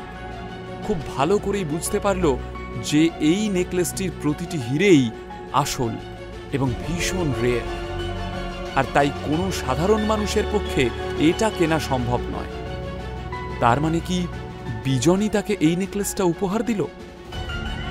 নীলের সাথে সকালের বাকবিতণ্ডায় বিজনের খুবই ইগো হার্ট হয়েছে, আর সেই কারণেই বিজন নিজের সর্বস্ব সঞ্চিত অর্থ খরচ করে এই ড্রিম লাভার নেকলেস কিনেছে তার জন্য। আদ্রিতার গাড়িটা হাইওয়ে ধরে দ্রুত ছুটেছে বাড়ির পথে। গাড়িতে বসে আদ্রিতা শুধুমাত্র বিজনের কথাই ভাবতে থাকল। বিজন তার সর্বস্ব বাজি রেখেছে আদ্রিতার ভালো লাগার ড্রিম লাভার নেকলেস কেনার জন্য। বিজনের জন্য তার মনে একটা হালকা ভালো লাগার অনুভূতি ছড়িয়ে পড়ল। ডায়মন্ড নেকলেসে হাত বুলিয়ে আদ্রিতা ভাবল, আজকের বিকেলের গেট টুগেদারে সে এই হারটাই পরবে। এই হারটা পরেই সবার নজর কাড়বে ও। সেন পরিবারের কারো কাছেই এত দামি হার নেই। পরিবারের সবার কাছে ওর সম্মান বহু গুণে বেড়ে যাবে আজ। নীল যখন বাড়ি ফিরে নিজের ঘরে এলো, তার একটু আগেই আদ্রিতা ফিরেছে। ঘরে ঢোকার মুখেই আদ্রিতার দিকে নজর গেল নীলের। একটা সিঁদুর রঙা বালুচুরি শাড়িতে যেন অপরূপা লাগছে আদ্রিতাকে। আয়নার সামনে দাঁড়িয়ে আদ্রিতা নিজের গলার হারে এক রাস মুগ্ধতা নিয়ে হাত বোলাচ্ছিল। নীল অপলক দৃষ্টিতে তাকিয়ে রইল আদ্রিতার প্রতিবিম্বের দিকে। আয়নাতে নীলের প্রতিচ্ছবি দেখে আদ্রিতার মুখে বিরক্তির চিহ্ন ফুটে উঠল। বেচারি আদ্রিতা জানেও না, যেই নীলের প্রতি এতখানি বিরক্তি তার, সেই নীলই তাকে তার পছন্দের ড্রিম লাভার নেকলেস উপহার দিয়েছে। আদ্রিতা তো ভাবছিল এই নেকলেস বিজনের উপহার। নীলকে দেখে দ্রুত পায়ে সেখান থেকে চলে গেল আদ্রিতা। কিন্তু নীলের মনে কোনো দুঃখ নেই, কারণ এই প্রথম ও আদ্রিতাকে কিছু একটা উপহার দিয়েছে। সেই উপহার পেয়ে আজ আদ্রিতা ভীষণ খুশি, তাই নীলের মনও উৎফুল্ল। এমন সময়েই চিত্রা তো কর্কশ গলায় কথাগুলো বলল নীলকে। নীলই গাড়ি চালিয়ে আদ্রিতা এবং চিত্রাকে নিয়ে পৌঁছে গেল সেন ম্যানসনের সামনে। ততক্ষণে দামি দামি গাড়ির লাইন পড়ে গেছে সেখানে। মনে হচ্ছে যেন গাড়ির মেলা বসেছে। আদ্রিতা আর চিত্রা গাড়ি থেকে নেমে গটগট করে এগিয়ে গেল সেন ম্যানসনের প্রবেশদ্বারের দিকে। যথারীতি পার্কিংয়ে গাড়ি পার্ক করে পিছন পিছন আসতে লাগল নীল। আদ্রিতার অপূর্ব সৌন্দর্য অনেকেরই মনোযোগ আকর্ষণ করল। কিছু লোক প্রশংসার আর কিছু লোক ঈর্ষার চোখে আদ্রিতাকে দেখতে লাগল। চিত্রাও খুব সুন্দর করে সেজেছে। কে বলবে চিত্রা আর আদ্রিতা মা মেয়ে? ওদের দুই বোন বললেও চলে। সেন ম্যানসনে প্রবেশ করতেই সবার নজর কেড়ে নিল আদ্রিতা। কিন্তু কেউই নীলকে খুব একটা পাত্তা দিল না। নীল যেন এক অবাঞ্ছিত অতিথি। আসলে চিত্রা এবং আদ্রিতা যদি নীলকে সেই মর্যাদা দিত, তাহলে বাকিরাও নীলের সাথে দুর্ব্যবহার করতে সাহস পেত না। অবশ্য নীল এতে অভ্যস্ত। সে চিত্রা আর আদ্রিতাকে ফলো করে সেন ম্যানসনে প্রবেশ করার জন্য পা বাড়ালো। কিন্তু ঠিক তখনই পেছন থেকে একটা অতি পরিচিত গলার ডাক শুনতে পেল সে। দাঁড়াও। চমকে তাকালো নীল। কার কণ্ঠস্বর শুনে এমন চমকালো নীল? সেন পরিবারের ফ্যামিলি গেট টুগেদারে কি কোনো অঘটন ঘটতে চলেছে? আজ রাতে কি কোনো নতুন টুইস্ট ঘটতে চলেছে আদ্রিতা এবং নীলের সম্পর্কে? দাঁড়াও। কথাটা শুনে পিছনে তাকাতেই এক রাশ বিতৃষ্ণা জন্মালো নীলের মুখে। সেন পরিবারের প্রায় সব অনুষ্ঠানেই এই কণ্ঠস্বরের অধিকারী লোকটি নীলকে অপদস্থ করেছে। এই মানুষটি হচ্ছেন আদ্রিতার কাকা নবীন সেন। সেন পরিবারের সবচেয়ে ধনী ব্যক্তি এই নবীন সেন ইতালির বাসিন্দা।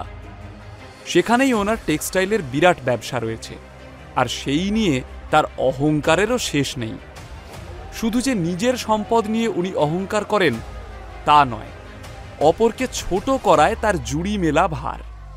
বিশেষত নীলকে ভর্ৎসনা করার যেন একটা আলাদাই উৎসাহ খুঁজে পান তিনি। নীলও সেটা খুব ভালো করে বোঝে।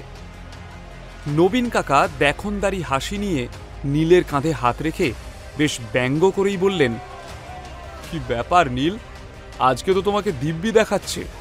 সেই আগের চাকর বাকর গোছের ভাবটা আর নেই। তা এই পাঞ্জাবিটা কত দিয়ে কিনলে? কোথাও সেল চলছিল বুঝি?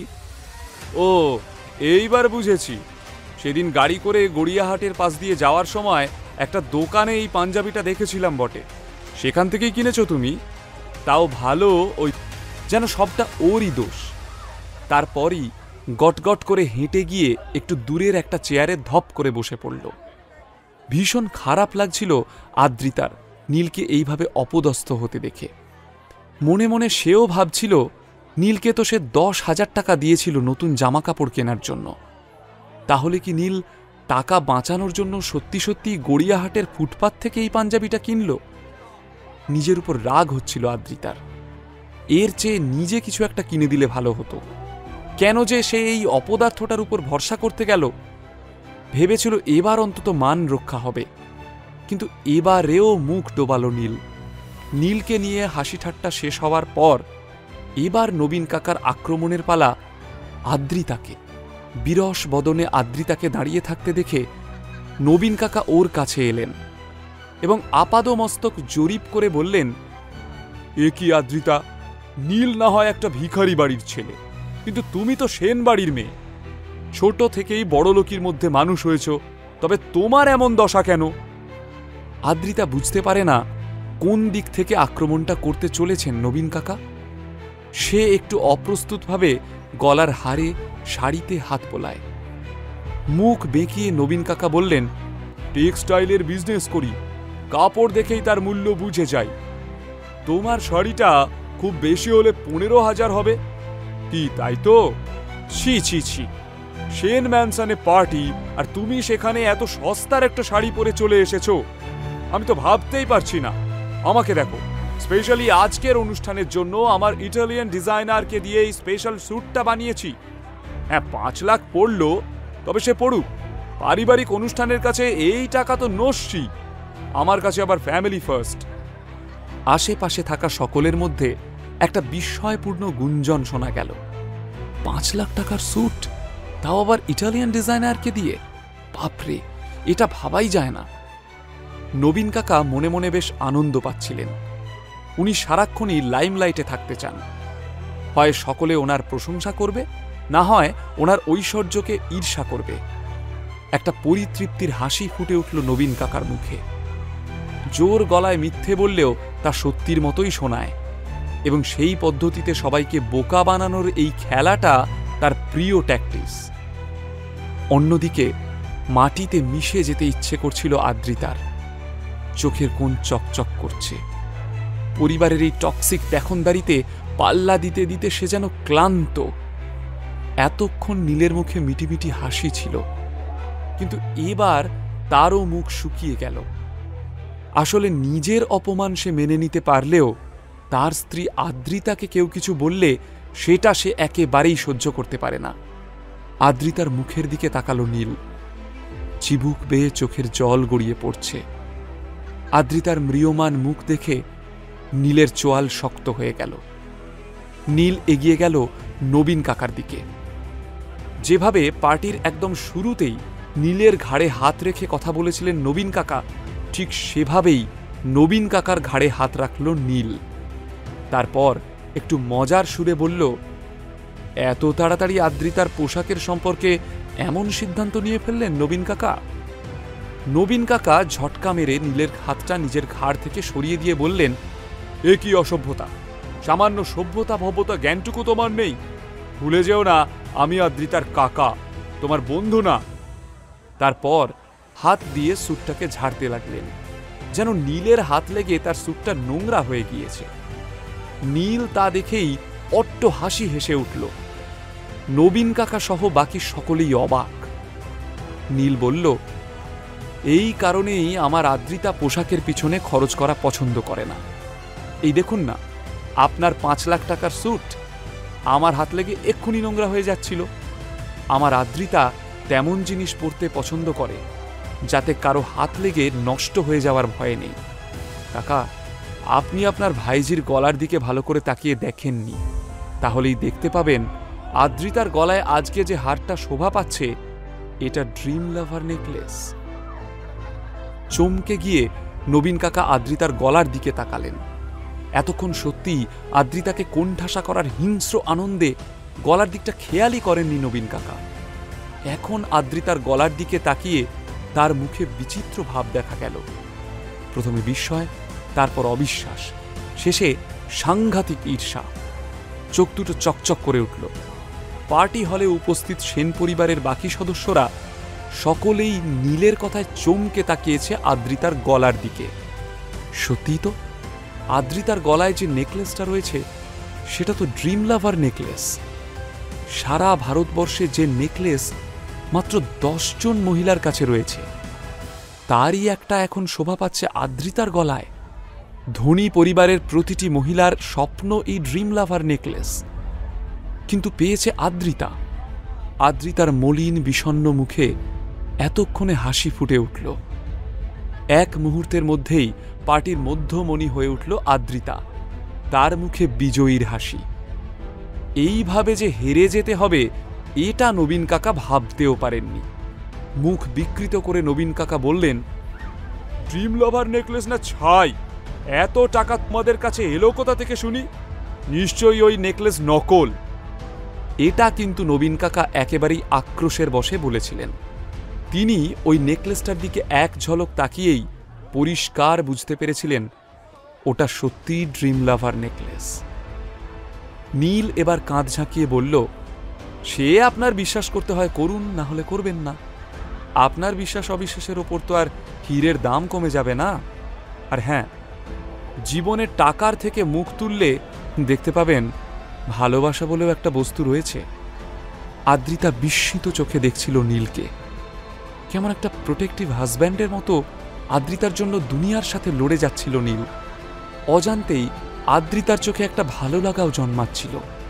বেশ একটা জোরালো মতবিরোধ শুরু হয়ে যাচ্ছিল নীল এবং নবীনের মধ্যে। নবীনকে কখনো কেউ এভাবে কিচ্ছু বলার সাহস পায়নি। নীলের স্পর্ধা দেখে সবাই অবাক। চিত্রা এবার নিজের সিট ছেড়ে এগিয়ে এসে নীলকে একটু ধমক দিয়েই বলে, আহ নীল, চুপ করো, বড়দের সাথে কিভাবে কথা বলতে হয় জানো না? তারপর একটু বিগলিত হাসি হেসে নবীন সেনের দিকে ফিরে বলল, কিছু মনে করো না নবীন, নীল ছেলে মানুষ, একটু শর্ট টেম্পার, কখন কাকে কি বলে ফেলে, ও তো তোমার চেয়ে অনেক ছোট, ক্ষমাঘেন্না করে দিও।